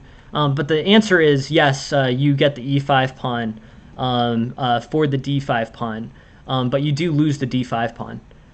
Yeah, no, it is super complicated, right? I'm wondering if, like, you know, without seeing that line, if there's a better way. You know, there's also the option queen to d2. Really here as white, you're just sort of trying to advance the pieces. So c takes d5, e takes d5, e4, queen g5, you know, either knight takes d5 here, in which case, like, knight takes, queen takes, knight takes, rook takes, and then one of the rooks pins this rook on d1, being the key tactic here. But it's really interesting. It's really interesting, meta ray. This. I mean, you know, black is better here, but it's a tactically complicated game. I mean, you basically have to play chess here, and it's going to come down to the tactical ability of white to hold on to as much as possible, and black's ability to try to win material here by liquidating the center. But that engine-assisted line, I think, is the best in terms of keeping material equal in the short term. Getting this e5 pawn. Super tactically complicated, though. And that's really what this is about, you know. I mean, you're basically in a situation where, you know, if you're to look at, like, strategies here, like, it's not really a strategic position. It's sort of a tactically complicated position where everyone's looking for, like, the best options. It's tricky. Tough to find out exactly what you're supposed to do. So here, basically, I think you just kind of, you know, you rely on your tactical training and execute to the best of your situation. But you kind of, you've moved out of the phase of the game where you're planning strategically or relying on opening preparation. Here, Black's just basically somewhat up in a tactically complicated position, and you know, White's doing his best to equalize, and then he does successfully. So you know, everything ended up liquidated in the center, and Black is in good shape, or White is in good shape. Both sides are equal here. White's using this back rank mate tactic to defend the rook, and yeah, it looks like it played out great actually. Yeah, White's better here heading into a winning endgame. But where were the improvements here? So I think the first one was basically with that. The first thing to think about is this bishop to g5 move is not theory. Not saying it's bad, but it's not the managing move.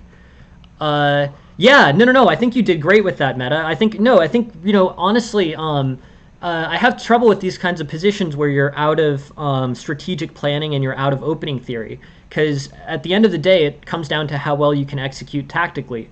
And that's something that I can tell, I can explain a best plan for, but it's training that you're going to have to do on your own. And I think you did a great job in that position. I mean, basically you were down 2.5 pawns, and then you equalized. So you did excellently out of the position where you were slightly down. So very strong tactics there. But I don't know how much value I can add to that. It just comes to like you having strong tactics and strong ability to, like, what the grandmasters always use the phrase "play chess." I don't think you can. I think that's training that you have to do solo at the end of the day. So I think where I can help the most is like, bishop g5 here is interesting, but not, not opening theory. I do think you made the right decision in avoiding this, this pawn structure. This pawn structure basically makes the e5 pawn well controlled, but overall liquidates the white center. So I think moving the bishop is the right idea. But the preferred move, I think, is what was actually really interesting? I saw someone play bishop e5 the other day, and that seemed to work pretty well. But the preferred move here is bishop to g3. Frequently the bishop doesn't actually take on g3, and if he does, I think that actually improves your position with this increased mobility. But bishop to g5, yeah, bishop to e5 is actually pretty interesting. If you look at the eval here, it's not actually that much worse. I was just thinking because it was such an unusual looking move, and it doesn't. The thing about it is it doesn't mess up the pawn structure. It keeps the pawn structure fine. The bad pawn structure that it's worth moving the bishop to avoid is the one that happens here. This is a noticeably weaker pawn structure. But what's actually funny about bishop to e5 is that its sides. So basically, I'm saying avoid bishop takes f4, pawn takes f4. That is not strong for white. But alternatives, bishop g3, bishop takes, pawn takes. That's fine. No problems there. Bishop takes d6 is also fine, but it moves black's pieces forward with queen to d6. But someone played bishop to e5, which looks super awkward, but actually works because you retake with knight, and then you maintain this healthy pawn structure. So I thought that was actually really funny when I saw that, because it actually solves a big problem there in an unusual looking way. I mean, there are other reasons why it's probably not that great. Like I think as a response, black might play like bnd7 or something like that. But it was actually surprisingly good. And that's sort of why I like doing these streams too, because I'm like, well, I would have never thought to do that. Like that's actually a really cool idea. And it was not in the opening book either. So I was like, really, that's actually really interesting. So I thought that was cool. Yeah, so because it doesn't move the queen forward and it doesn't double your pawns or mess up your pawn structure. But just so you know that the book move is bishop takes g3, pawn takes g3, and you get this open rook file as compensation. So that's good. But I was actually, but bishop g5, to be fair, is fine. That's it. It recognizes this problem of weakening your pawn structure with bishop takes f4. So bishop g5 is fine, but I'm saying bishop g3 is book. And bishop e5 was an idea that isn't book and that I never would have thought of, but one of the people watching thought of, and I actually think is probably objectively not the best, but it's actually an awesome idea. It's actually a really cool idea, and it's funny. It's a novel way to solve a problem in the situation. Interesting. BND2 objectively worse than things like Queen E2 and C3 and the open Ruy Lopez. That's a pretty specific question. I'd have to. It's a good question, Mohammed. I'd have to know exactly which situation you or which Ruy Lopez line you were looking at. I don't have the move order memorized by number in the open Ruy Lopez, but yeah, I mean, Queen E2 in the Ruy Lopez is definitely playable in some lines. C3, depending if C3's... I always think of C3 as being played, by move 6 or 7 in the Ruy Lopez. So I'm sort of... I'd have to look at the line, Mohammed. But if you send me the line, I'll play through it and try to come up with a good answer for that. It's a good question, though. Thank you very much for asking it. So yeah, so here, bishop G3 is book, probably objectively a little bit better. Yeah, but this plays out just fine for white. And then really the only, this E5 is interesting. Maybe, yeah, I think D5 probably is playable. I was wondering, the only thing I would think about is, yeah, but I think that's like move 7, or move like 7 or so, right? I'd have to look at the Ruy Lopez. I don't know the specific move order numbers, but I'm happy to look at it. In fact, we're actually good question, Mohammed. We're actually looking at Ruy Lopez tomorrow morning at 10 a.m. So I'm writing down your question right now, Mohammed, and we'll look at that specific line in the Ruy Lopez tomorrow at during the 10 a.m. stream. Because it's interesting. It's an interesting question, and I want to make sure that I give it the full my full attention. Yeah. So D takes E5 here, I think might be good. So Queen takes E5, F4. This is interesting. I mean, it's sort of loose, right? And it's like Black's going to get some tactics going on this D3 bishop. Yeah, no, for sure, Mohammed. I want to give that. It's a good question, and I want to give it, the right amount of time. So, I was actually planning to do a Ruy Lopez rundown at the beginning of tomorrow's 10 a.m. stream, but I will make that question part of that rundown. So, thank you very much. Always, everybody, just feel free to ask questions, and I'll try to do my best to answer them as well as I can. But it's a good question, and I want to give the right attention to it. Yeah, no, for sure. No, I completely understand. I completely understand meta-ray. Rook d8 is tricky. Rook d8 here, like, yeah. I mean, do you play? It looks pretty good for white, right? Yeah, good point. I was thinking of doing the tactic the other way. I was thinking like bishop e2, but because bishop e2, because the queen doesn't really gain anything on taking, and then you just get the open file. But yeah, actually, I like your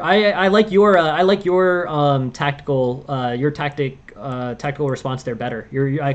Totally. No. I like your tactic. I like your tactic better.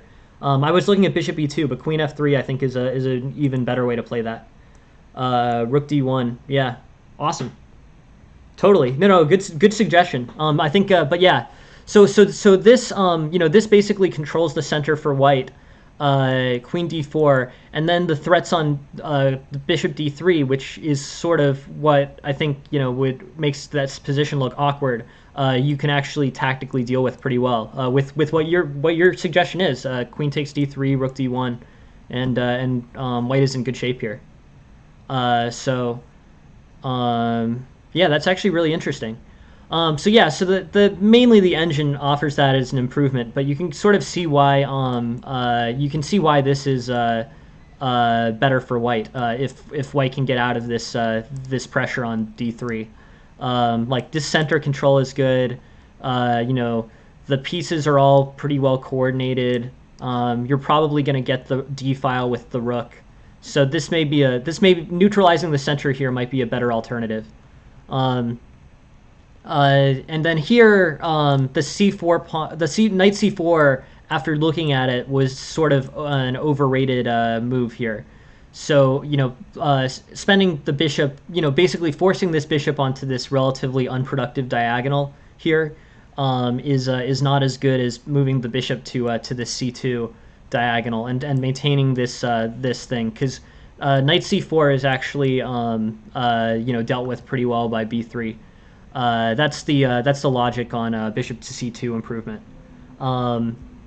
Yeah. No, I mean, none of it's so much easier in analysis, with the engine calculating all the tactics and the full ability to look at strategy without having the game be live. It's easy to see it's much easier to see these after the fact. But hopefully next time it'll be easier to see kind of the main line of strategy. Is f5 an idea for black? Yeah. Well, what ends up happening, I think, is relatively good for black.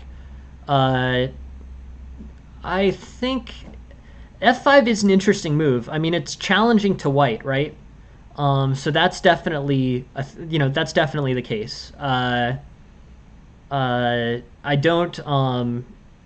But at the same time, it opens up black's king side. So it's possible. Let's say bishop to c2, and then f5 here. E takes f5. Well, I mean, also, yeah, no, for sure. So king h8 would have to probably go along with f5, because I do think that f5 weakens the king side. But here, and also, if the bishop plays to c2 as opposed to e2, then f5 isn't playable. But if the bishop goes to, or actually maybe f5 is playable. Pawn takes f5.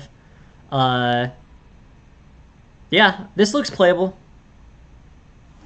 I think you have to trade off the c pawn for the d5 pawn first, and draw the e pawn away from from the defense of the f5 square. But f5, pawn takes f5, f5, and I think here, yeah, I think this is pretty good for I think this is pretty good for black. It's a yes. So the answer is Electric Horse. Thank you for asking the question. It's a good idea. It's a good idea. It does a lot to control the center for black. It just has the characteristic that it opens this long diagonal on the king, and you'll need to keep an eye on that as black maintaining your king safety. But yeah, totally, it's an idea for black. Good idea for black. It controls the center, puts pressure on the center. A little bit double-edged, but a good idea for black. So thank you for asking the question, Electric. But going back to the game, bishop to e2. Yeah, no, I agree, Electric. It's an interesting thing, but it is an idea, and it looks valid, and it has no refutation in the notation. Yeah, no, it's a good idea. It controls the center, but it does look risky. But I think it's a good idea. It controls the center, and king h8 is available. So, good question. So yeah, so here is one other improvement for white in this game. Bishop c2, knight c4 is pretty easily dealt with, and the amount of time that the knight would take after b3 and getting stuck on this rook file, bishop d3. So it's like, okay, you got the bishop, the white squared bishop for one of your knights, but now this knight is pretty displaced and not doing anything. So the knight c4 threat looks dangerous, but is not actually that valuable. And for that reason, keeping the bishop on this more productive set of diagonals is an improvement for white. And then I just want to go through this. Here, b4 I think was an overextension. The b4 pawn becomes loose and attacked by this queen. I understand wanting to take the c5 knight away from this outpost, but I think that should come either maybe with a3 as prep, maybe, or queen c1, and then, you know, not worrying about this knight. I guess, I don't know. Here with b4, you know, this problem of this loose pawn becomes more of a challenge to this knight than, you know, basically holding on to this pawn will become a liability for white. This pawn will become a liability for white. So I think probably not playing this pawn to b4 and making it a loose, more takeable pawn might be better. Like, it's worth, you know, the knight being outposted on c5 for a few moves is less of a problem than having a pawn that's isolated and attackable like this. So for that reason, I think not playing b4 and instead playing either the queen move or a queen move or a rook move here, I think those are an improvement over b4. So in terms of takeaways, I think, yep, probably. Yeah, no, I think a3 b4 is not actually the right solution. It was one that I was looking at, but I think it's not. I think this is not that great. I think instead it's more important to just avoid giving up b4 than it is to yeah, definitely some tactics here for sure. Yeah, it's super complicated tactics in the center actually. But I think b4 becomes too loose, and for that reason, just leaving the knight on c5 for a few more moves is less of a problem than b4 becomes for white. Is the main reason to not play b4. Yes, Jen drew it for me. Jen drew it for me, and it's awesome. It was really, really nice of Jen to draw that for me, and yeah, I'm glad you guys like it because I love it. It's a very appropriate first emote on the channel. I think Jen was drawing an avocado too. But yeah, no, I think I say tactics so much on this channel that that putting that as the emote that's usable on the stream is was very important and a great contribution by Jen. Jen's my girlfriend. Jen is awesome and super supportive of the stream. So yeah, she drew the tactics emoji emote and is awesome. And there she is. And there, here, this is Jen. I'll come out later. Yeah, all right. Jen is over there. But yeah, but Jen is Jen drew the yes. She shows up sometimes. She doesn't feel like being on camera at the moment. But she's awesome and super helpful to the stream. So anyways, yeah, she's the best, and she drew the tactics emoji, which is hilarious and looks cool with sunglasses and is awesome. So it was really nice of her to draw it. And then from here, MetaRay, I think you did a great job with this. I think you did a great job with equalizing here tactically. But those are the takeaways. Nah, she's not at chess, is my answer to that question. This yeah, this so those are the takeaways.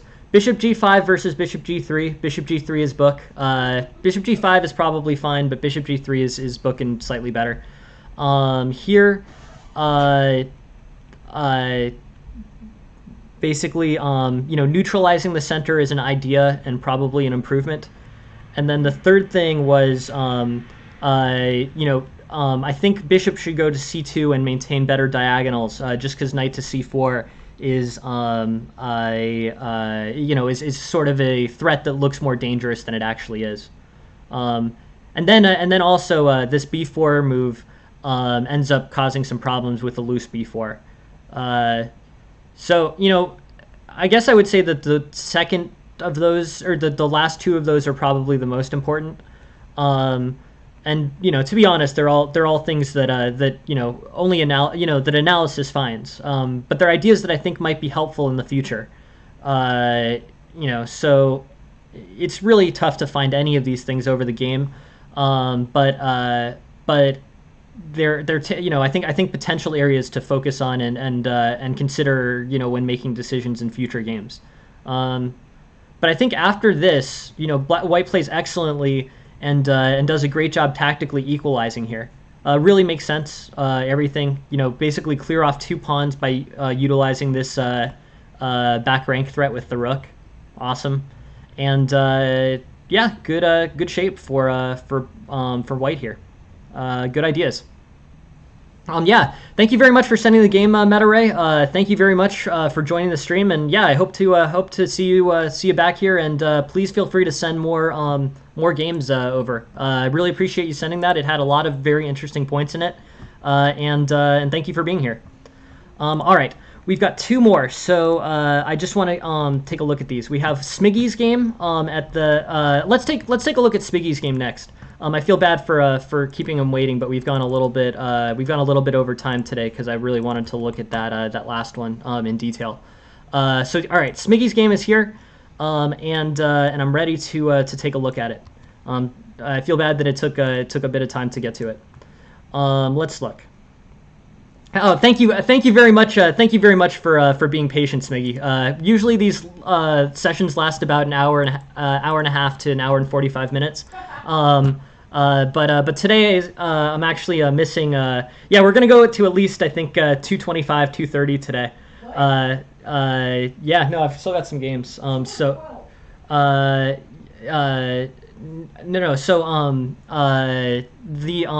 Sorry. Yeah, Jen is getting hungry for lunch. But no. We have 2 more games to go over, and thank you very much for being patient, Smiggy, for being patient, because I know that this one has gone on longer than they usually do. But I'm not doing one tonight, just in case anyone's watching. I'm going to do like a birthday party or thing with Jen that He's got a fully vaccinated belated birthday party happening tonight, and he has no idea what it is, so feel free to guess in the comments. Yeah. I will not tell you whether or not you were right. Thank you, Jen. But yeah, no, Jen is Jen's taking me out to a birthday thing tonight, so I'm not doing the normal 6:05 p.m. stream. But tomorrow we'll be back to normal. But I wanted to make up for it by going along today. Yes. I don't know where the location is either, to be completely honest. So we'll see, I guess.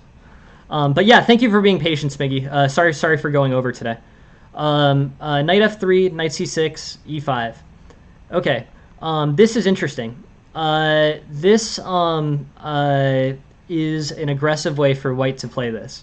I think this probably is not a good idea.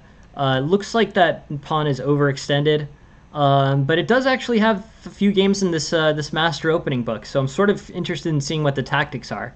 I feel like this is pretty easily undermined with like d5. That would be something. That would be cool. Hey, I sounds like a good opportunity to me. But yeah, d5 here, c3, e6, d4. Yeah, no, I've never seen that before either, Smiggy, to be honest. I think, basically one of the things here that's important in the Sicilian is, normally the thing about the Sicilian is that, e4 basically prevents d5, right? So, the main point in the Sicilian is, and this is just the Sicilian main line, knight takes, knight f6. d5 can never really be played very comfortably by, or say, not in this line. All right, e6. d5 is always a move that black wants to play and wants to play in a supported way. With e5, I think you can get this this conceptual d5 in very early. So e5 here, and then d5, and then pawn takes d6, d6. And the only move here that really successfully prevents d5 is c4. But even that's kind of not that great, because on c4, d5 gets played, pawn takes, queen takes d5, and here basically this this queen is vulnerable, but the queen pawn is isolated, so black's pawn structure is better. Basically, it's two pawn islands versus 3 here. So black's pawn structure is better in this case. So, white either lets black have d5 in this case, in which case black is in very good shape and controlling the center, or trades the c4 pawn for d5, in which case black ends up with a better pawn structure. So I think that's the reason why e5 might be weak here. So immediate d5 is my idea. The engine is also looking at e6 and then like d5 on the next move. But this is a little bit more fractured. So like, pawn takes d6, bishop takes d6. I'm guessing this is still good for black, but it doesn't have quite the same amount of center control with the pawns that d5 has. Oh, thank you very much for the subscribe, Smiggy. Yeah, I really appreciate having you here, and thank you very much for joining the stream. Thank you, Electric Horse. I think the best way, the best way that we're trying to do now is just using the game submission section of the Discord. And here's the link to the Discord, Electric Horse. It's just feel free to submit as many games as really as many games as you want. Not 100, but 5. Submit as many games as you want within reason, and I'm super happy to do them on the streams. And yeah, just keep. I can always use more material. That's the best place for you. Or that's the best place for you to submit games there, Electric. Thank you very much for asking the question, and yeah, look forward to taking a look at games or lesson ideas that you want to send in. Yeah, no, thanks, Smiggy, and thank you very much for the subscribe, Smiggy. I really appreciate you joining the stream and appreciate you helping the stream by sending material. So the dragon is the dragon makes sense. So you're transposing it into the dragon, this looks, I think, objectively good for black here. E5 got overextended, and then black didn't make much of an effort to retain it. So here, standard. Sure. Yeah, absolutely, Electric. One other thing, just in case anyone's ever wondering about this, I'm totally fine if you guys want to watch the video on demand. My goal here really is just to try to make as much. And thank you very much, top of the list. Thank you very much for the follow. My goal here is really just to create free and available instructional chess content. That's sort of what my main goal here is. So always feel free to just watch video on demand. Every lesson that I do is up on video on demand on Twitch for at least 14 days. Ideally, it would be held there forever, but I don't really know how to do that super well. So basically, if you ever can't make a lesson, feel free to watch it video on demand on recording. That said, it's probably better if you come forward the lesson, just because you can tell me what your ideas are as we're going. I'll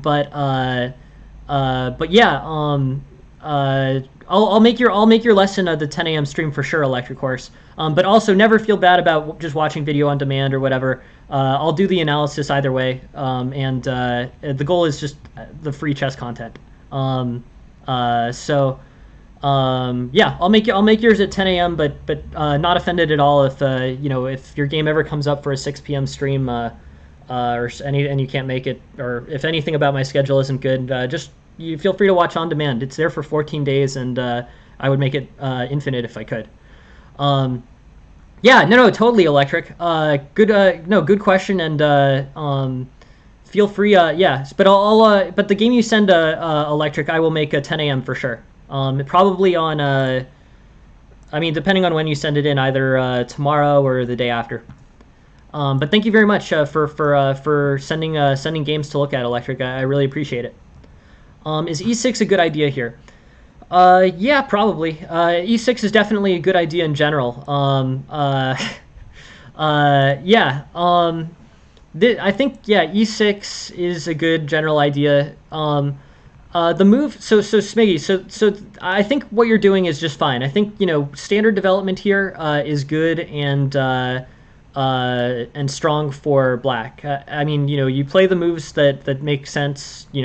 Castles, d5.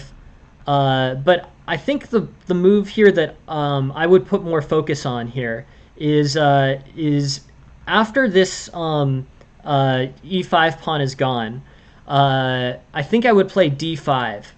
D5 makes the best, most pressing, control of the center. It basically supports e4 and gives black some space to develop. Both his bishop to d7, his bishop to maybe f5 or g4 later. But d5 I think is the most challenging move that black can play here. A good way for black to improve his situation. Knight f6 is also fine. In general, but I think I get the names confused, to be completely honest, Electric. But e6 is a very common Sicilian line, and it helps support the move d5, which is the main one of black's main strategic goals in the Sicilian is to control center square with d5. So here, yeah, I think d5 is probably the way to go. This really does give good. This does give good center control. Against the Sicilian, d5 can often be a very valuable move. Yeah, no, I should know the name. To be completely honest, I don't know the names all by heart. But but yeah, I think you're right. I think the Taimanov would come out of d. I think it comes out of e6. Yeah, G6 is normally the dragon, and the Svenigan. They all have different. Sicilian Alpin is a white divergence. But yeah, so basically you've gotten a free pawn here, which is great, and then d5 is coming up soon, and is in I think a pretty good way for black to capture the center early. Here, black's winning. Black has, basically you've gotten the e5 pawn for free. So I think you can just sort of calmly develop in a relatively normal way, and good things will happen. Mohammed also asked about e6 earlier. Is e6 playable? Yes. E6 I think is very playable. I would play d5 first, but you could also set that up with e6 and then d5. Is also a solid way to do it. But here again, as Mohammed suggested, e6 I think is a pretty good move. E6, you have to be a little careful because there's a pin on the king still if you delay castling with e6. But here, I would say knight c3, e6, and then white does something, and then you can play bishop takes c3, which has some disadvantages. But then you can really control the center with d5, and then black's basically got control of the center for the rest of the game. But I like the way that black has played this. Yeah.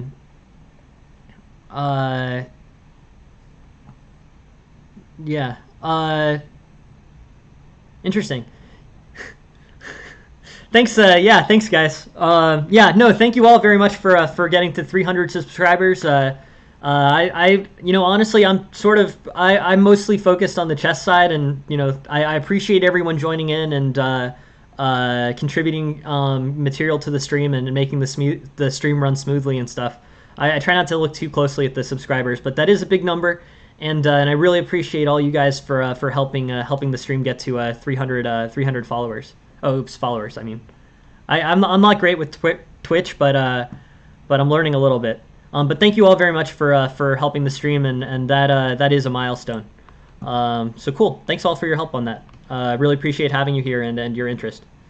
Um, yeah, so here, this basically controls the center for black for the rest of the game. Good shape. So e6, like Muhammad suggested, I think is a really is a good play here. Um, Bishop takes b2, wins material. The engine is suggesting e6. Okay. Right. So here, I think is a tactical improvement, in this game. The knight plays to d5, and I think this is mainly a tactical consideration. But knight, so you're making a choice with bishop takes b2 here. Bishop takes b2 is an interesting move, but the issue but it's a trade for this e7 pawn.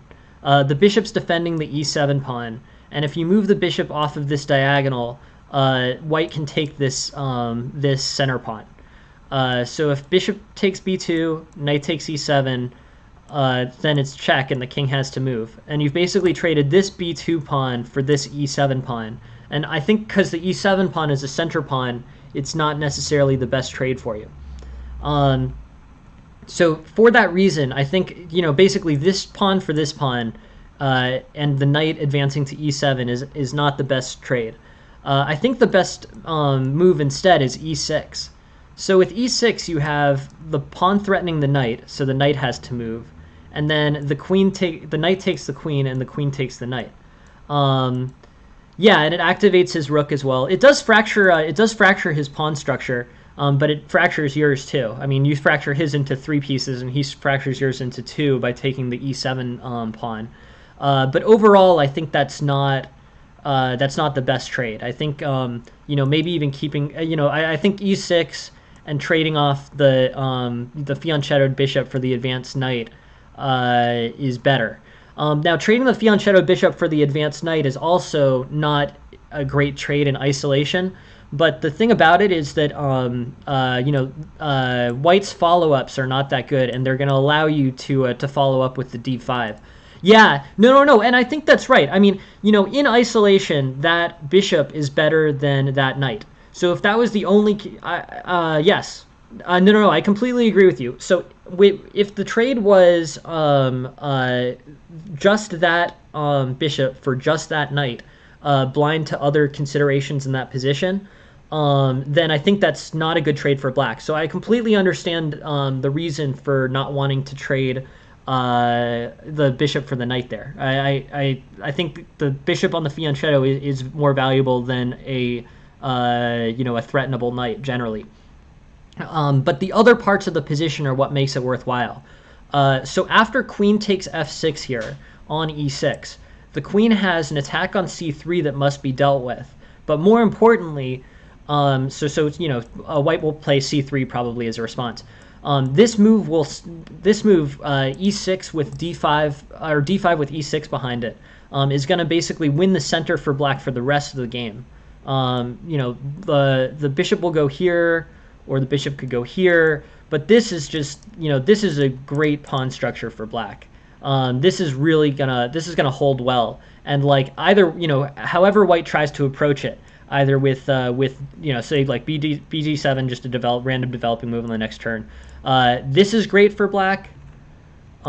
This is great for black, and black will control the center with this strong and flexible pawn structure for the rest of the game.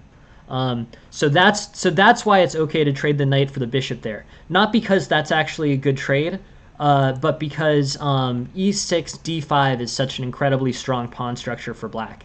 The bishop will go somewhere and you can kind of chase it around or whatever. Maybe you chase it around this way and you get the bishop to b7. But the really important part, the part of this trade, so bishop's on f6, the part of this trade that makes it worthwhile is the ability to play d5 and control the center as black for the rest of the game. That's why it's good. And also there's a tempo associated with it because of this threat on b2 by the queen now. But overall, that trade, I mean, it's just complicated because there's like 1 or 2 good reasons against and 3 good reasons for, or something like that. As opposed to bishop takes b2, which is a trade of the b2 pawn for the e7 pawn. So this is like trade number one, and then this e6 trade, this knight for this bishop, c3 and d5. It's a very complicated trade with other considerations in it. This trade is actually much better, mostly because this pawn structure is going to be so valuable. Hey, thank you very much, Noiz, for the follow. I really appreciate it. Thank you very much for joining the stream, and yeah, happy to have you here.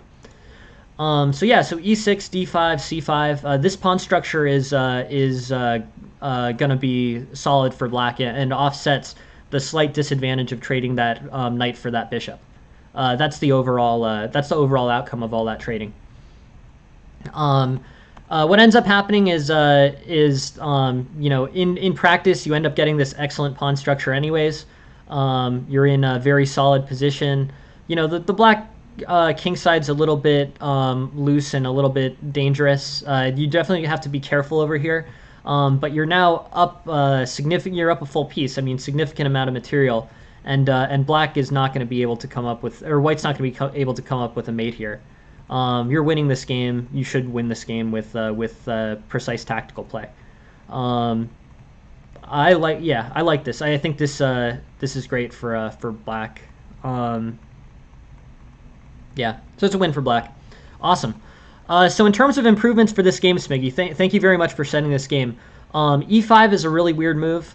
I think early D5s are probably the best. I think the attack was probably just not. I think the attack just wasn't worthwhile. It wasn't good enough for white there. Black was in good shape and winning. But I'm just thinking in terms of takeaways from this game. I understand the dragon. The advantage that I would say here is d5, pawn takes d6, pawn takes d6, and then be prepared to play d5 the next move. I showed in that other situation, but having a strong center for black in the Sicilian is a really valuable thing. So here, so that's my first kind of advice. I think I would play for an earlier d5 here. Muhammad also suggested e6 and d5. I think that's also a good idea, but I would make more aggressive challenges to white center here, because seizing the center control for black in this opening I think is a really good idea. And then second takeaway here, I think there was a tactical improvement here. Bishop takes b2 allows for knight takes e7. In this knight takes e7 case, you've traded the e pawn for the b pawn. And I don't think that's I think that trade is sort of not that great. I think it's probably fine, but not an optimal trade. Interestingly, this trade, which gives up this fianchettoed bishop for this knight, is actually very good for black. Not because he traded the knight for the bishop, but because it generates an immediate threat on b2, and because black gets a winning pawn center out of this. The bishop has to go somewhere. But basically, this pawn center for black is almost unapproachable. C4, yeah, no worries. And I go over this very frequently on this stream, but I think it's the most important thing. The most important thing, I think, and the thing that I want to reinforce the most about chess is something that I unfortunately can't teach, and I don't think most teachers can teach it. But it's basically, about tactical strength. The biggest difference between a class player and an expert player is their ability to execute well tactically. There's a reason why the emote that Jen was so nice to draw for me is that tactics emote, and that's the only one we have. It's always perfectly timed. It's the most important thing. I think, basically there's multiple trainers that you can use to learn tactics. But in order to make to expert level player, your tactical vision really needs to be good. There's study plans, there's different programs that you can use, but the most important thing is to put the time in on tactics if you want to get the quickest return on study time for improvement. The tools that I recommend are either chess.com Puzzle Battle, chess.com Puzzle Rush, Chess Tempo. There's one that I like called CT-ART. It's this program right here. It's the one that I used improving. I think it's pretty good. It does tactics and modules. But there's many different tactics programs, and they all kind of cover the same content. But the main thing is that you put in the sufficient amount of time on tactics, Smiggy. I can't teach it. It's just homework that every master has done, every expert has done to a degree. But it's how you improve from being a class player to being a expert or master level player. I would say probably an hour or two of tactics a day for a month, and you'll have very noticeable improvements in your game. But it's up to you which program to use. Either the chess.com ones I mentioned, or Chess Tempo is a free one. I heard Puzzle Storm is good in Lead Chess, or ChessBase modules, or that CT-ART program. They're all good, and they will really help your vision for things like yeah, no, I think that's where you will see the best returns. The important thing is really just to be consistent. You can come up, there's this one, I think it's called like the woodpecker theory or whatever. But the most important thing in my mind is, not which routine you choose, but really just that you put sufficient amount of time in. If you do an hour a day for a month, then you're good. If you have 2 hours a day for a month, then you're better. But you really need to put the time in. That's where you will see the best returns on your time. Every master has done it. Yeah, thank you very much, Miggy. Here's the Discord, and yeah, no, I mean, if you do 2 hours of tactics a day, I would bet anything that in a reasonable period of time, 1 month, 2 months, 3 months, you're really gonna be able to tell the difference. It really matters. Then you can go back and revisit, opening theory and strategic thinking and positional play. But the biggest differentiator between class level players and expert and master level players is the amount of tactics that that you put in at home. No teacher can make you do it. It's just weightlifting. It's just doing your homework. But if you do it, you will tangibly improve. I strongly feel that way. I really believe that that's the case. So that's where I would put emphasis on. Yeah, no, it is. I mean, it's just weightlifting. It's just you got to do it. If you do it, you'll be good, and you'll improve quickly. So yeah, so tactics will help. Good tactical vision that will help you see knight takes e7 each time. Because those are the types of things that happen that are the biggest differentiators in class level play. It is. No, I mean, chess is, you basically just have to play it in a tactically solid way. And if you can get to the point where your tactical vision is very good, that may be enough to get you to expert level. It really is. It just taking the time. It's not something that someone can teach you. It's just time that you have to kind of put in on your own, using whatever method you're most comfortable with. But I strongly believe in that recommendation, and it'll help you come up with evaluations for positions like these. So in terms of second takeaway, first takeaway is I'd make more of a challenge for d5 in this Sicilian game, and try to control the center. And then the second is this e6, knight takes f6, queen takes f6, and followed by d5 move.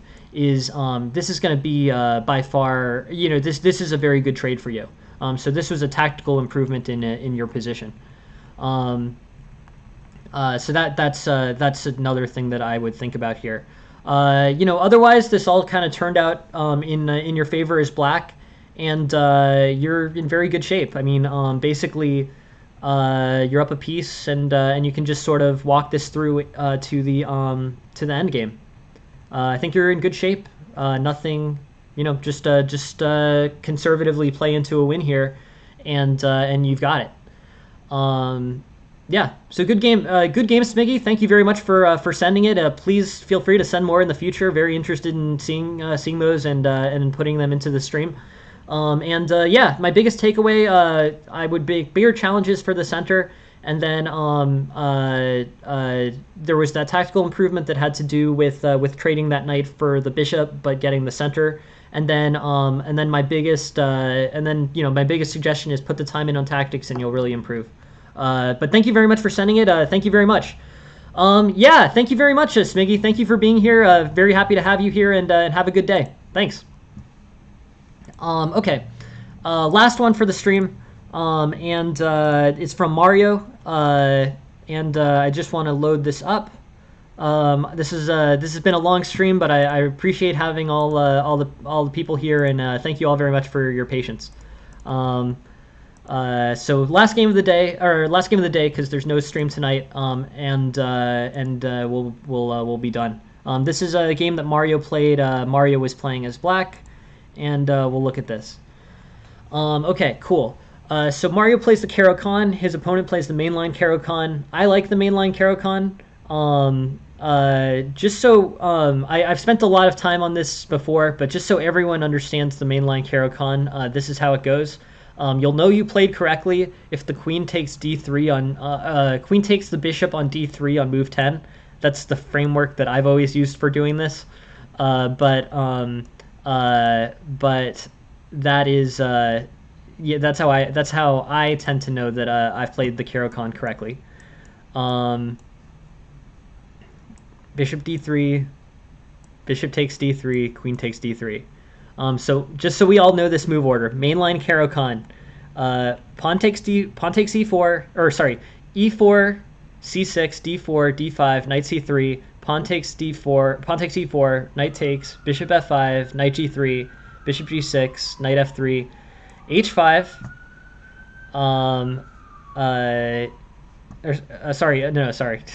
knight f3, knight d7, h4, h6, h5, bishop h7, bishop d3, bishop takes d3, queen takes d3. That is the mainline Karo-Kan. One more time, mainline Karo-Kan, e4, c6, d4, d5, knight c3, pawn takes, bishop f5, knight g3, bishop g6, h4, h6, knight f3, knight d7, h5, bishop h7, bishop d3, bishop takes, queen takes. And you'll know you've done it correctly because the queen takes the bishop on move 10. That is the mainline Karo-Kan. Yeah, sure. I'll add it for this week, Aphelion. Thanks. I'll add it. Yeah, I'll add it for tomorrow. During the 6:05 p.m. The 6:05 p.m. stream, Aphelion. Thank you very much for that. Yeah, no, thank you. Thanks for the ideas. Please, yeah, always keep them coming. It's this. Yeah, it's great. Super helpful. Yes. Or just want to make sure that it's yours. But yeah, it is. It is Tarash.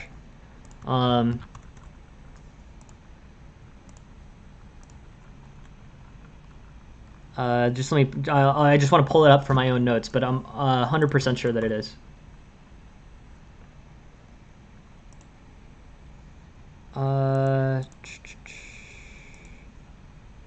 Okay, cool. Yeah, no, I just want to make sure that that is. For some reason, the things are getting ordered weird. Let me just pull it up. Yeah, got it. It's in the 4 slot for tomorrow. Tarash. Thank you for asking, and it's helpful to make me double check my notes for sure. But it's in for tomorrow morning stream. We will do it then. Yep, 100%. Yeah. Cool. Awesome. So yeah, so let's look at Mario's game. That's the mainline Karo-Kan. Just wanted to make sure everyone around knew it. Knight f3, knight d7. And this is sort of interesting. This is the Karo-Kan without h4, without that h4, h6 thing. Here, I think, yeah, e6, knight g f6. Let's look at the opening theory here. E6 is the most common move. Knight f6 is the most common move. I think bishop takes d3 isn't really that necessary. Unlike the other position where the h4 pawn is pushing down and forcing the rook or the bishop to h7. I don't think you need to take the bishop here. I think you can just leave the bishop on g6 to be taken. E6 or knight gf6. Say e6, castles, knight gf6, rook e1. and both sides will kind of develop in a normal way, and basically the position will continue here. Looks pretty good for both sides. I mean, I don't think either side has too serious an advantage. Bishop takes g6, h takes g6, taking towards the center. More pressure on h2 on this open file. Oh yeah, no worries, Aphelion. I'll put that in for tomorrow. Tomorrow at the 6:05 p.m. stream. 100% in for that Tal variation. I'm gonna try to do something a little different tomorrow, where I'm gonna go through openings in at least one of the slots. But yeah, tomorrow second slot for the 6:05 p.m. stream, Aphelion. Thank you very much for sending it. Yeah. So I think both sides can kind of develop comfortably here. I think knight e5 is a blunder for white. That seems to just hang the d pawn. Black is in a good situation here because white hung the d pawn. And yeah, and I think black is in good shape. Nothing much there. Yep, win for black. Cool, good job Mario on this win. Nice one. So let's go back and see if we can make any improvements. Overall, I think it's a pretty good game. This is a weird situation though. How are you supposed to play against the Caro-Kann without h4, h6? It has some similarities to main line. But I guess the main takeaway is something that Mario does correctly, which is, don't expend a tempo on bishop takes d3 if you don't have to. Make the bishop take on g6 and then improve your position and your mobility for your rook. That is the takeaway there. And then knight e5 was a blunder. And otherwise, I think black's playing a pretty good game. I want to look at the eval, but I think black's played this pretty accurately. I'm not seeing a whole lot of errors here. Knight takes e5 was a bad concept. That didn't work out for white.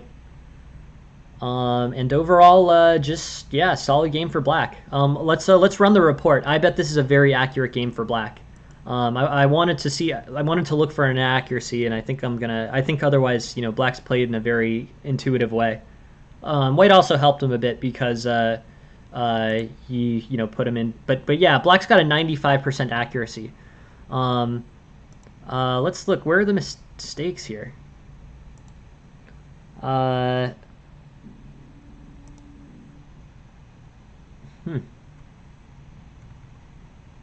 mean, looks like virtually every mistake is for white. They're really just... It looks like every mistake and every inaccuracy came after the position was more or less decided. I think we can try to make improvements here, but in practice, the difference between a mistake that gives you a 4-point advantage and a 6-point advantage isn't that big. Overall, I think Mario just played a good game, and it was decided before he made any mistakes, really. Let's look at this.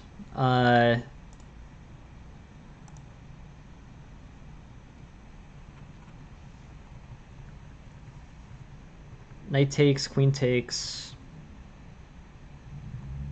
Yeah.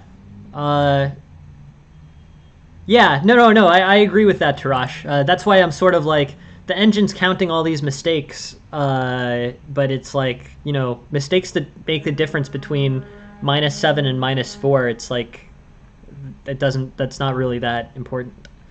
The first mistake that the engine even finds here is king f8 versus a6.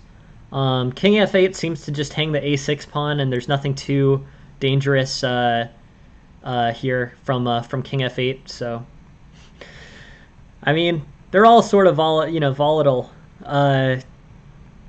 It's yeah, but yeah, no. I mean, a 3-point difference between 7 and 4 is not a huge difference. Yeah, the engine's being really nitpicky about this. But yeah, I think Mario, you played a good game, and you were up pawns and great positional play before you really did much in the way of inefficiency. and those inefficiencies didn't matter because the game was decided. So yeah, so great game, Mario. No, 95% accuracy and solid play. Um, in terms of this opening, let's see actually what the I just want to spend like 3 minutes on this opening and then we'll call it a day for the stream. But here, bishop g6, knight f3, knight d7, and then white plays bishop d3. The main line is h4, which we were talking about as the main line in the Caro-Kann. But bishop d3, castles, knight gf6, and then black plays bishop takes g6, h takes. Yeah, good stuff. I mean, I don't see it. You basically go from opening theory to white hanging a pawn. So by here, the eval's probably, yeah, like almost -4. I don't understand exactly why the bishop took on f6 here for white. That's sort of not that much of an improvement, but yeah, I mean, look, this is main line. Or I mean, you basically played the main line moves as black. And then bishop d3 took us out of the main white theory here. And then you chose between e6 and knight gf6, both the two main lines. Analysis says both are fine. Analysis is also looking at queen c7, but, sort of whatever. GNF6, bishop takes, or sorry, you play e6, castles, GNF6. Yeah, not much to offer you there, Mario. Honestly, you were at this point you've basically played mainline theory.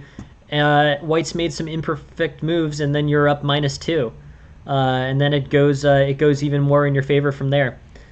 Interesting game. The engine nitpicks on the fact that you hang the a7 pawn. The engine thinks your king was fine on e8 and would rather you have the a7 pawn. But overall, yeah, very solid one. But a cool question. I mean, what are you supposed to do? It does raise the question of what are you supposed to do in the mainline Caro-Kann when white doesn't play h4, and it's basically just ignore it. Play the moves that you'd play anyways, e6 and gna f6, and the one key part, don't play bishop takes d3 because that moves white forward with queen takes d3. If white's not pressuring you with h4 h5. Let him take your bishop on g6. Yeah, ignore it. No, you should just ignore it here. It's the way to play it. And knight takes, queen takes, and black's in good shape. But yeah, e6, knight f6, h takes, black's in a good place.